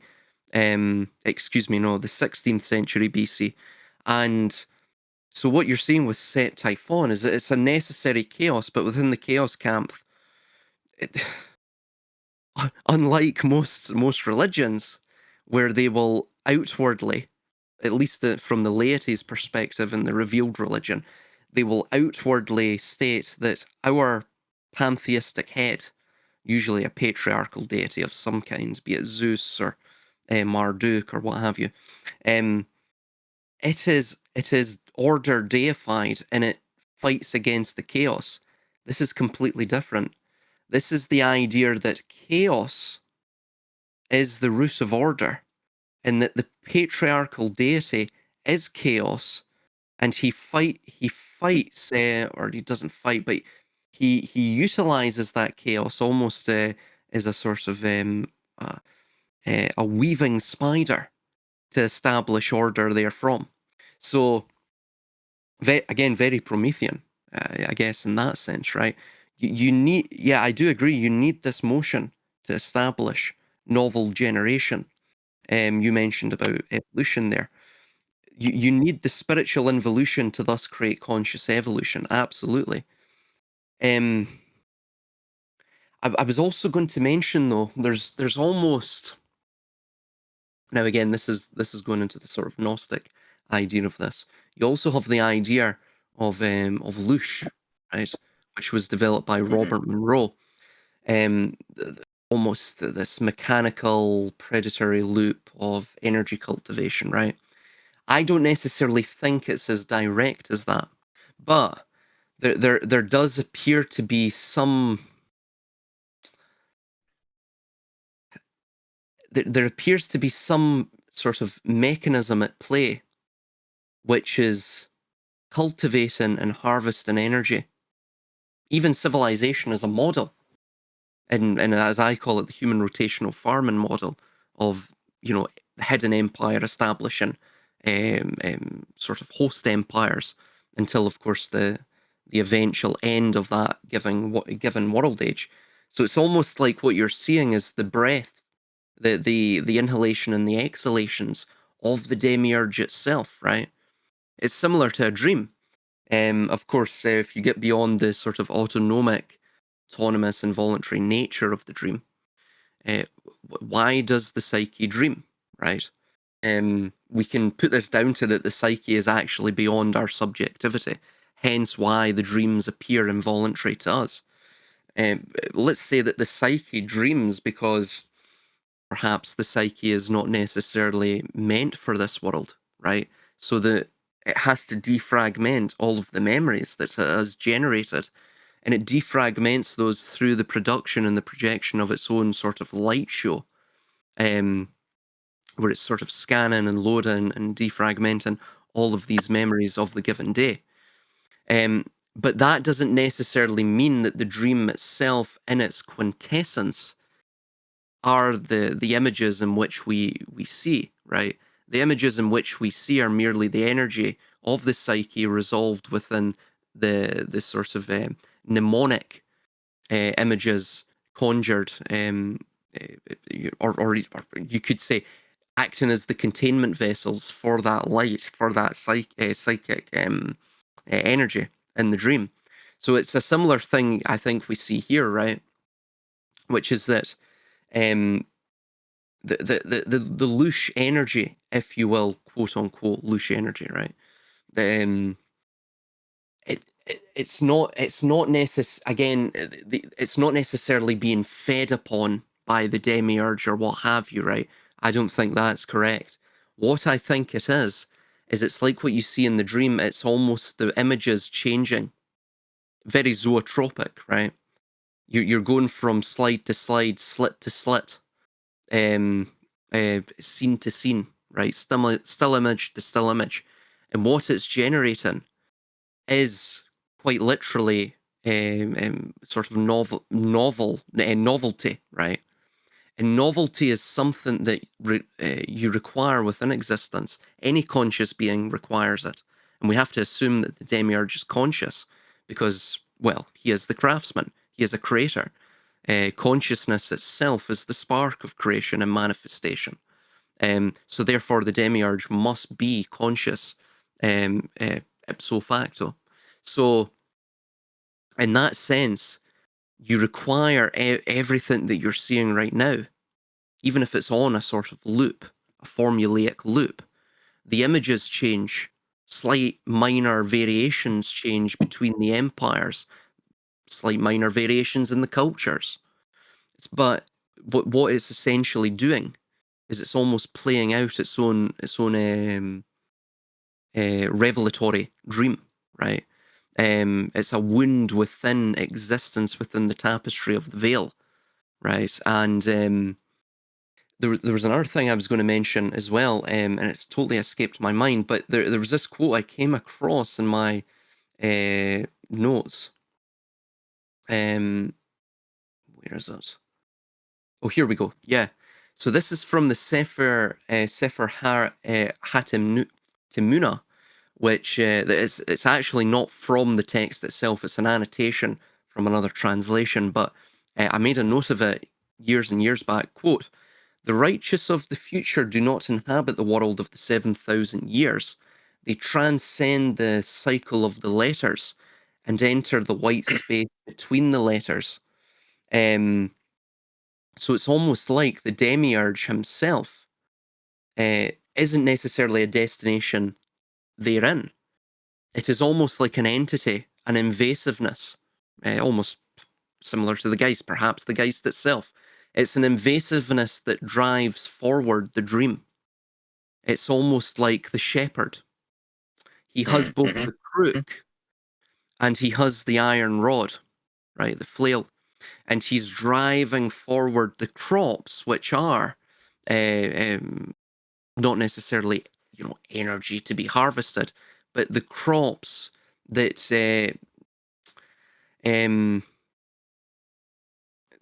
well, not the energy to be harvested, to be fed on, but the crops which ensure that sort of light show permeates and continues, that ensures the dream continues itself, right? So I think that's what's going on. I think when you get really down to the deep metaphysical nitty-gritty, of course, the demiurge isn't the quantum observer. It's not the Zeal, it's not the soul, but it is a conscious agent in some sense. Perhaps it's us, right? There's the idea that the demiurgos is us, or it's a part of us, right? It's the invasiveness of the Geist. So there's that as well. And what you're seeing play out, the reason everything goes to plan and there's no hiccups is because effectively we've been possessed by the hyperstition, which is an outgrowth of the Geist. So when we're playing pretend, like for example, if you're a kid, right? I used to play this game called Armies, right? Where I pretended I was some soldier, right? And we had this sort of hill. It was actually an artificial mound made of rubbish and dirt and landfill and what have you. But anyway, I don't know why my mother allowed me to play up here. But anyway, so I would be running up this hill with a stick, right? And in my mind, in my imagination, the stick was a gun. The hill was like an outpost I had to take off the enemy, and everything was going on. I could hear everything audibly, all of the guns, all of the war sounds, and of course, this was from memory. This was from war films that I was watching or games that I was playing, like Ghost Recon or what have you, right? So it was mnemonic in a sense, but in that instance, anything could have happened. Anything, right? Any hiccup could have happened within the sort of game. I could have had my brother there that, I don't know, he didn't follow my orders, or he mentioned something that wasn't in the narrative of my own imagination. And but if you're so locked into the hyperstition, the fiction that breathes, right? The imagination that comes to life, then it doesn't matter what you see in the outward world. It exists in your imagination anyway. It's being played out in the hyperstition. It's like a zootropic illusion, right? The loop, the pretense, the dissimulation of it will establish itself within your own faculties, no matter the outward objective reality, which of course seeks to perturb that. So the subject and the subjectivity thereof takes total control. So that's another thing you're seeing there as well. And really that is the basis of the demiurgic archetype, I think. Yeah. Yeah, you know what's interesting is if I remember correctly, the original script for the Matrix had the humans not as batteries to power the physical machines, the physicality of the machines and the world, but the Matrix was used, would basically, it was needed to use the human's consciousness like a distributed network to power the Matrix world itself. So it's almost like a hyperstitional situation where everybody plugged into the Matrix at once because they believed, right, and they were participating in this world. This generated this energy essentially from their minds, like a loosh that was used to further generate and facilitate the Matrix simulation itself. But I think the producer said, "Oh, or this would be too complicated. No one's going to understand that," so they just made them just physical batteries for like electrical energy. In terms of like this reference for loosh, I like that idea. I could definitely see like the entire loosh paradigm as being sort of like this powering for a dreamscape in a very real sense. It's amazing how much, like when you say like maybe the demiurge is us, that seems to ring so true because because we are the demiurge. I mean, we're parasitical or predatory ourselves. We farm, and whatever you eat doesn't matter if you're vegetarian, vegan, doesn't matter.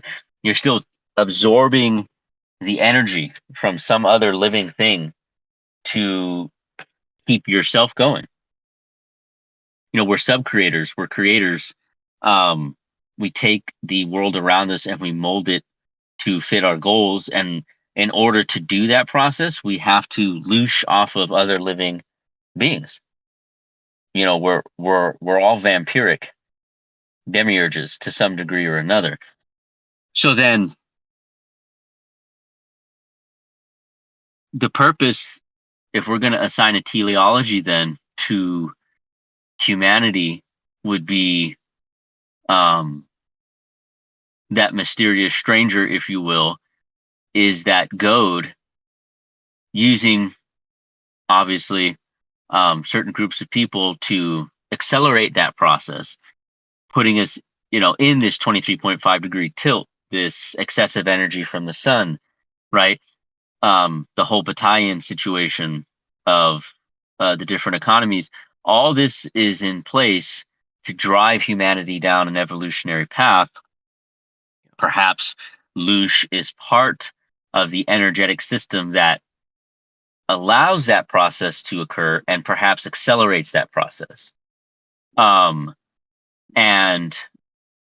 then the purpose for humanity then would be to see who, pass or fail test becomes a demiurge who can fulfill that position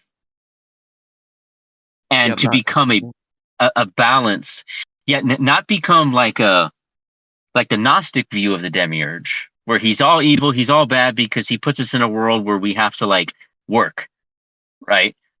And it's not it, but to actually going through because life has many joys as well, right? Love and affection and enjoying the sunshine and the aesthetics of the world or of certain situations, and but having to forge your way through that process to hold up that lantern that is blinding, but also shows you the way forward, and to find your way in that process with the left hand and the right hand, the creation and the destruction, the white magic and the black magic, that goes hand in hand, because that is how the structure of the universe is. There is any to imagine some other structure is a pure fantasy. It's a pure abstraction. There is no other structure. The only possible, I'm trying to get into some mathematics, even regarding this, about how certain philosophers say that it doesn't matter if you want to posit a multiverse or whatever else, or try to conceive of some possible world. That world has to have at least certain mathematical principles baked into it. You can't imagine it any other way. And it's sort of similar to that, where it's like, if you have differentiation, if you have that prime scission, we have a Promethean situation. As soon as you have a scission and you have asymmetry, so that there's movement, right? Tilted, weighted to the left, weighted to the right, or oscillation back and forth, you have a Promethean framework. So this is the purpose for any possible existence, is to produce the universe as a whole, the perhaps what you would call that quantum observer, whatever you, however you want to structure it, any possible universe, the purpose of that universe is to develop demiurges. Would you see that as the sort of grand teleological horizon? And it never ends. There isn't a static point. No, There isn't. well, Yeah. it's like waterfalls. It's like dreams. So you Mm, even see that at the end of the Mysterious Stranger. You know, he mentions you're basically but a thought, a vagrant thought floating within the abyss, right? And um, what you must do is dream better dreams. Again, this mm, sort of evolutionary idea through the involution of the pneuma, or the spirit, mm, through the sepulcher of the soul, the entombment of flesh, and so effectively what I see is that with AI, the artificial intelligence, all of this, real, even the structural bias of the technological advancements themselves, is the idea. It's the kernel of the idea of this, that they are constantly seeking to effectively become demiurges of their own space, right? And so, like a dream will cascade into other dreams. Um, I recall writing something years and years back now. I had this really weird sort of sleep pattern that was going on for a few nights. And I would wake up maybe 2 or 3 times through the night. And I tend not to do that. I'll like sleep all the way through. I mean, there could be literal thermonuclear war outside, and I would probably sleep through it. But so I was waking up, and then I was going back to bed like 15 minutes later. So you can imagine I was triggering quite a lot of vivid dreams through mhm, this. And so I would wake up, I'd have a dream. It would, how you wake up and you have this sort of snapshot of a flurry of emotions, and a sort of emotional residue from the dream. And it changes your entire frame of reference, right? And then you go back to sleep, and it's sort of weird, because then you have another dream where you're something else, and something else is going on. And then you wake up and you've got that sort of same emotional residue from that. And then I went to sleep a third time, and woke up, um I remember I recalled a thought, or I wrote down a thought rather, that I had from all of this, which was that, similar to this world, the dream state uh, acts sort of comparatively the same, which is that all of this world is, if we are mere vessels, right, meaning we take the water from somewhere higher, right, the spiritual water, the pneuma, then all of everything that you see, this sort of flow of the river, the Eridanus, Orion slumberously, the headless dreamer going down through it, row, row, row your boat gently down the stream, merrily, merrily, merrily, merrily, life is but a dream, right? This idea. And then at the end, you hit the waterfall. The waterfall is the tikkun, is the rectification, is that point where the light passes through the ayin, through the shevrat hakalim, the shattering of the vessel, and the water and that pneuma is subsumed into the greater whole, only to then cascade down into other waterfalls, into other rivers, into other dreams. And this is endless. And this is where you get the spiral. See, the spiral idea, you see, we have them up here in Pictish stones. The Celts Hmm. loved this spiral. This is exactly that. What they're doing with AI is exactly that, right? If you can't escape the shell of the egg, what do? Well, you feast upon the son of the yolk. And what you do is you look at it, you study it, and you try to recreate it. And you try to recreate that through the digital glow, through the binary, through effectively imitating, mimicking the metaphysical and mathematical principles as best as you can through measurable algorithm. So So again, is this yeah. something we should pursue? This is the situation we're in. Should we embrace the Promethean torch? Or do we, I don't know what another option is, right? I mean, I guess the only other option would be catastrophic, perhaps Buddhist, ascetic, but like what's your opinion? Is this there's a way to approach it, right? Obviously, Mhm. there's different ways to go about the Promethean process. But do you think it's something that should be pursued, or is it something that we should retreat from? Um, do you mean on an individual or species wide level? An individual level. Well, individual level, no, I don't want to pursue that. I would, I Okay. would, but that's just me. You know, I've looked at, but I'm kind of not apathetic. I'm very cynical when I look at these Mm, things. You know, um, and you know, I'm even cynical about how existence functions. I understand how it functions. I actually accept it. I'm just extremely jaded by it, I guess would be the right word. Um, you know, and sort of tired of it. You know, I guess I'm an old soul in gotcha. that respect. But on a species wide level, yeah, absolutely, it's going to happen anyway. It's we're driven towards it. There's an Mhm. invasiveness within us that is almost driving us towards it. It's literally it's an interminable terminus of destiny. You know, Mhm. it's like what you're saying with the horizon. It's a continuity that we can never map, but we're drawn to it anyway, because Right. within It's a the intrepidness yeah, of us. yeah. Alfred North Whitehead basically describes this. He calls it a lure. Yeah. These are like a lure on a fish hook. It's that sort of beyond the horizon lure. It cannot be resisted. You you're there's a curiosity. You see it with little babies. There's a Mm, curiosity to grab something and just turn it over, right? Like what's there, kind of thing. And we cannot resist that lure. But that's what there is no life other than that lure. That is living. That is living is being pulled into that, never ending story, that endless horizon, you know. Um that I absolutely agree goes through this breathing process, this spiral down the drain to this point.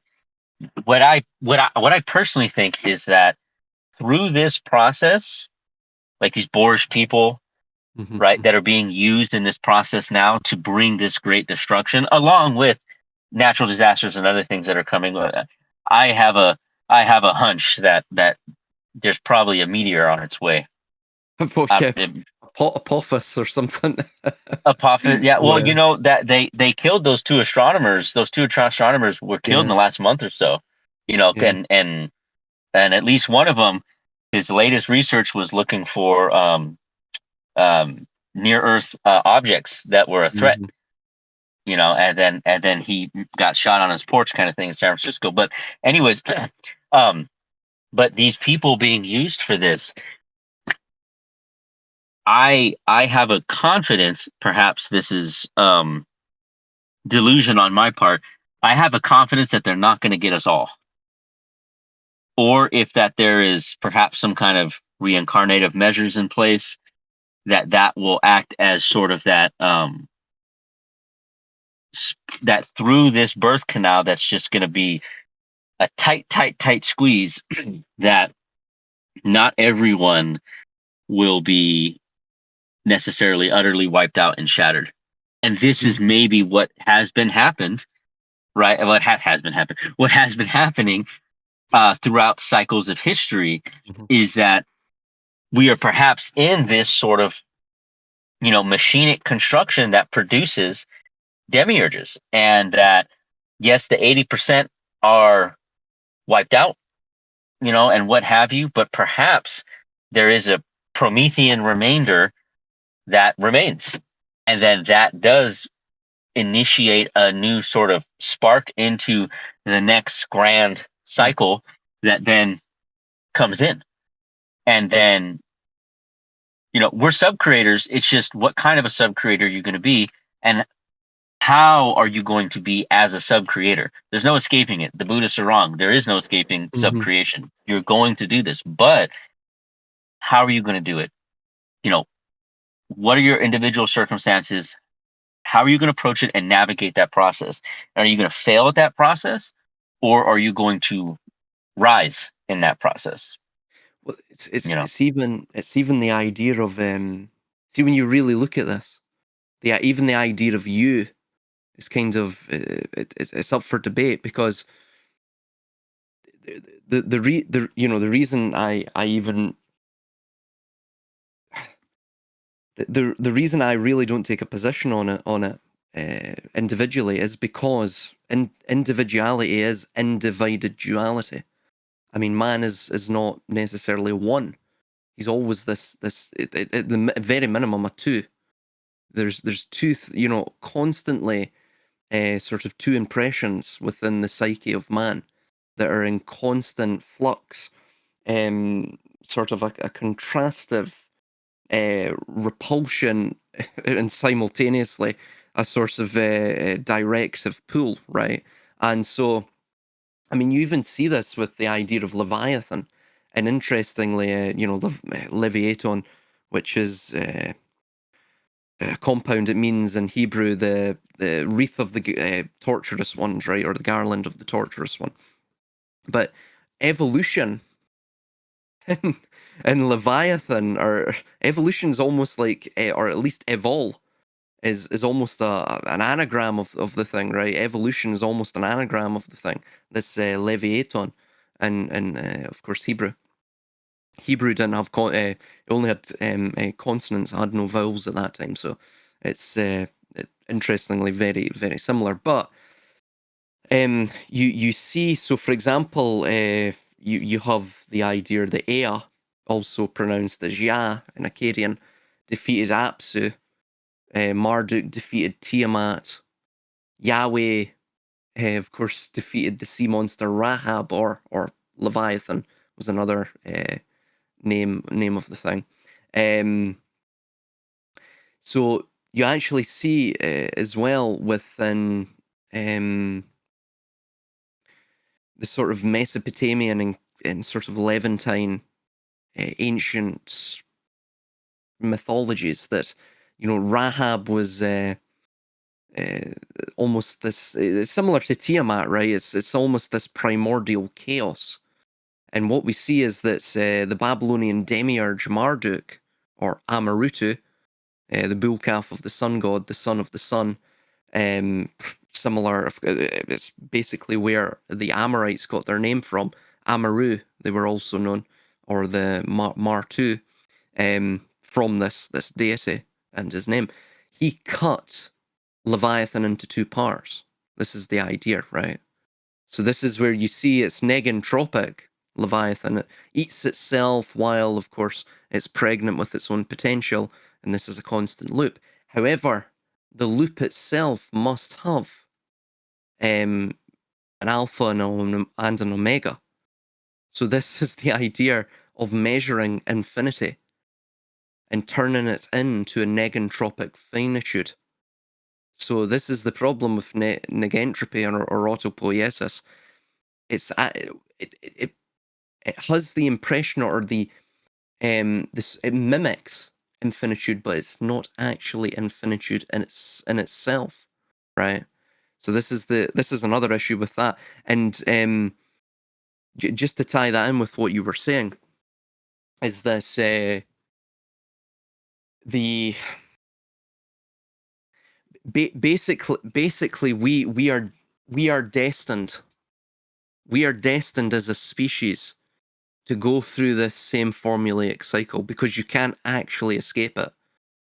You can never escape it. You can't escape it because of the trimorphic nature of existence itself. And that trimorphic nature is actually inbuilt into the lens in which we perceive existence through, right? So we all go through this sort of alchemical magnum opus, reaching, of course, the reset, which is the fourth state of the Rubeda. So we all go through that process, and you can't escape. You literally, you would have to become, beyond the physical vessel, beyond even probably consciousness, beyond the psyche, beyond the subject, and that's completely impossible. You can't actually do that. So you're in this constant. You're basically in Hades, in the underworld, and you're just constantly going around the river. The river Styx. Think of it as a circle. You're just constantly going around it. And you're trying to get to the cave of Hypnos, which, if my memory serves me correctly, is the birthplace of the river Styx and the other 5 rivers in the underworld. But you can never reach the cave of Hypnos. You can never reach it because it's, again, metaphorically, it's in this sense, it's almost like that itself is the point where the quantum observer awakens from the grand dream itself, right? And I mean, it really does show that perhaps that what we're living in is a literal wound, a trauma within the traum or the dream. And so everything you're witnessing it's mere patterns of permutative light that is sort of shining through that gaping wound, is the Phanes Protogonos, right? And so this shining, guiding lamp, it both guides us, right? Because without it, we would just be lost at sea, captives, castaways at sea, right, in the river. So it provides us a sort of a rudder and a platform, a dry platform. It is the ego, it is the psyche. But at the same time, it actually leads us off into effectively a loop. So yeah, I mean, it's the way things are. It's just the way life is. It's not necessarily to be opposed. It's not even to be championed. It's just to be accepted, and you can utilize it for your own individual betterment. I mean, I've used some of these ideas myself, right? Even learning about these things, it actually establishes you into a Renaissance man. Honestly, it's so Oh, literally, absolutely. you see, yeah. Yeah, yeah. Sorry, No, man. absolutely. Just understanding and implementing it is it's kind of hard to describe, but it completely changes your approach and understanding to any subject matter. Um, it's almost like a key to a certain extent. Like, you can sort of approach any situation, any conversation, um, even troubles or disasters that arise within your own life, and the adaptability, the plasticity it gives your mind to be able to work through things is really, honestly, it's quite incredible. And so it's been highly beneficial to just, figure some of these things out, come to these conclusions, and then, implement them in my mind space, like, in my conscious awareness. And it gives you just the whole, because, you're not taking the ascetic route. You're not like trying to escape and running from every emotion or any bad, disappearing off into the hills.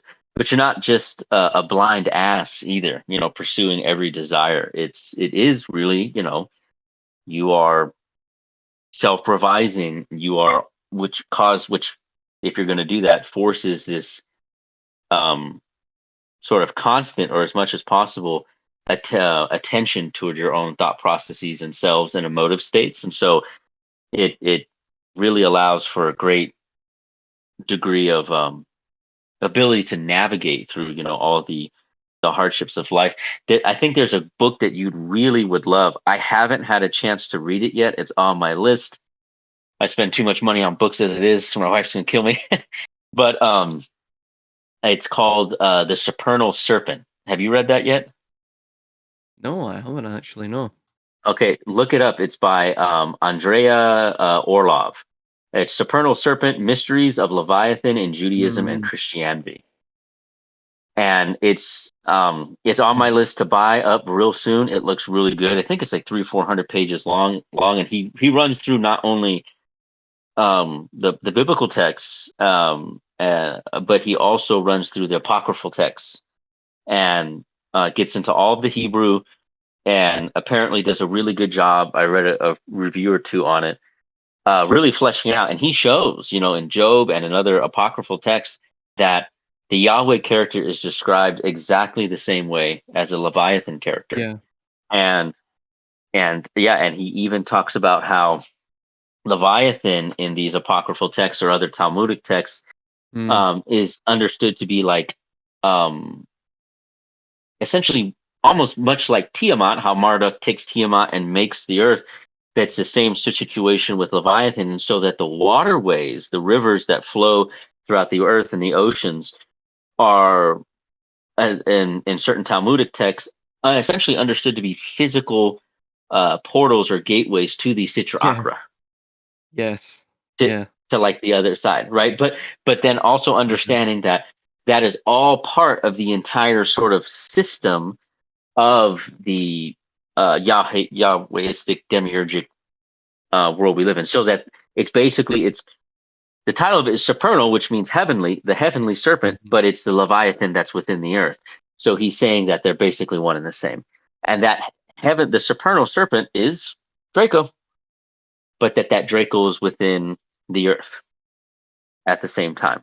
So Yeah. the light from these stars impregnates the earth, right? And you have this oscillation, this rebounding back and forth of the Leviathan in the earth and the supernal serpent, right? The seraphim, the serpent Mhm. angels, right? Above in the heavens. So I really want to get into it. I just haven't had a chance to get it yet. I got I've a whole just bunch of books lined up. Yeah. I just bought it there, but yeah, I know I'm the same. I actually just bought that Game of Saturn as well. I managed to get it for 50 quid, but I just bought it that other one Oh, there for good. 40. But yeah, no, Oh, I'm the did you same. just buy Supernal Serpent right now? Yeah, I was gonna Oh, get the paperback, but it's like £70. I can't justify it because I buy so much books, so unfortunately I'm running out of physical space as well. Um, yeah, that's yeah, another yeah. No, that's another yeah. But bad. hey, if you'll probably Yeah, get to this Supernal Serpent before I do, please let me know how it is. That yeah, because I definitely want to get it. Game of Saturn's great. That's a real good one. That really helped tide in a lot of things for me. And there's an entire occult order mhm, that works that basically follows the same rituals as Game of Saturn.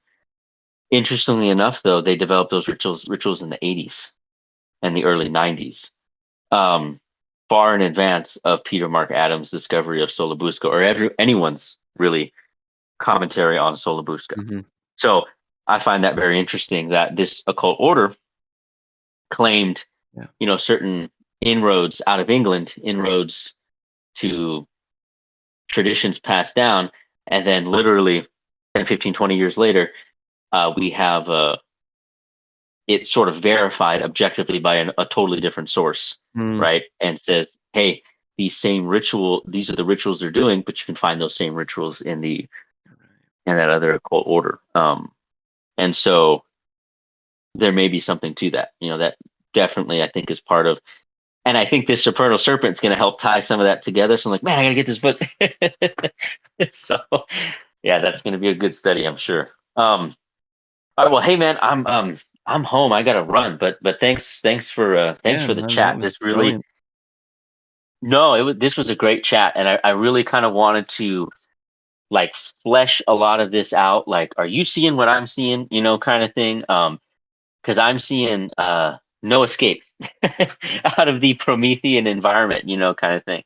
And then once you establish that, then each individual person can choose how they navigate through it. But always an enlightening conversation. So thanks for taking the time. You don't work tomorrow, do you? Yeah, I am. But it's Oh okay. shoot, man, you got to get to bed. No, it's okay. I sort of, I car share with my brother, so I'm sleeping on the way anyway. But yeah, that's Oh, okay. yeah.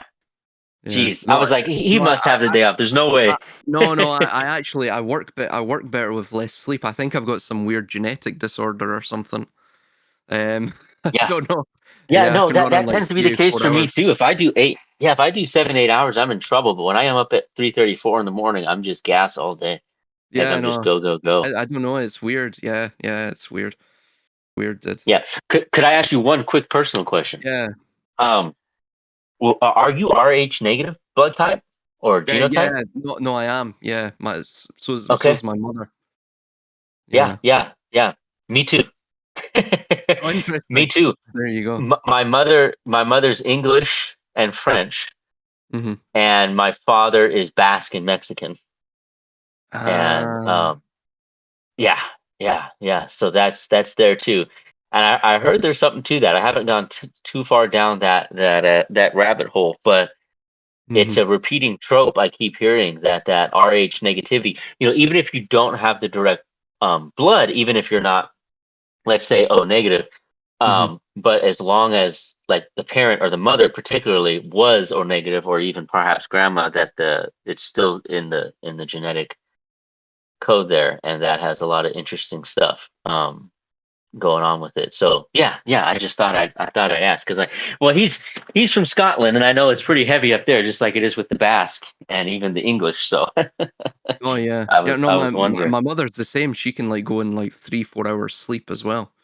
It's yeah, it's weird. It's totally weird. I don't know.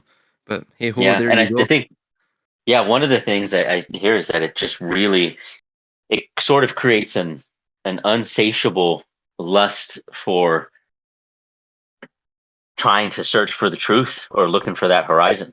You know, because every person who I've met who's been like really, really into it, that doesn't mean that other people can't. But whenever I query in and say, "Hey, are you Rh negative?" They're like, "Oh yeah." Yeah. You know, it never So fails, at least not that's yet. why I'm so negative. Oh my god. If I could only Yeah, be yeah. more positive, you know, There instead you of go. thinking about these things. It's Yeah, man. damn negativity in that blood. So, all right, man. Hey, would you get Right, some man. you get some sleep? That way you can function tomorrow, at least partially. Right, brother. Take it easy, man. Bye. Yeah, you too. Take Bye. care. Have a good night.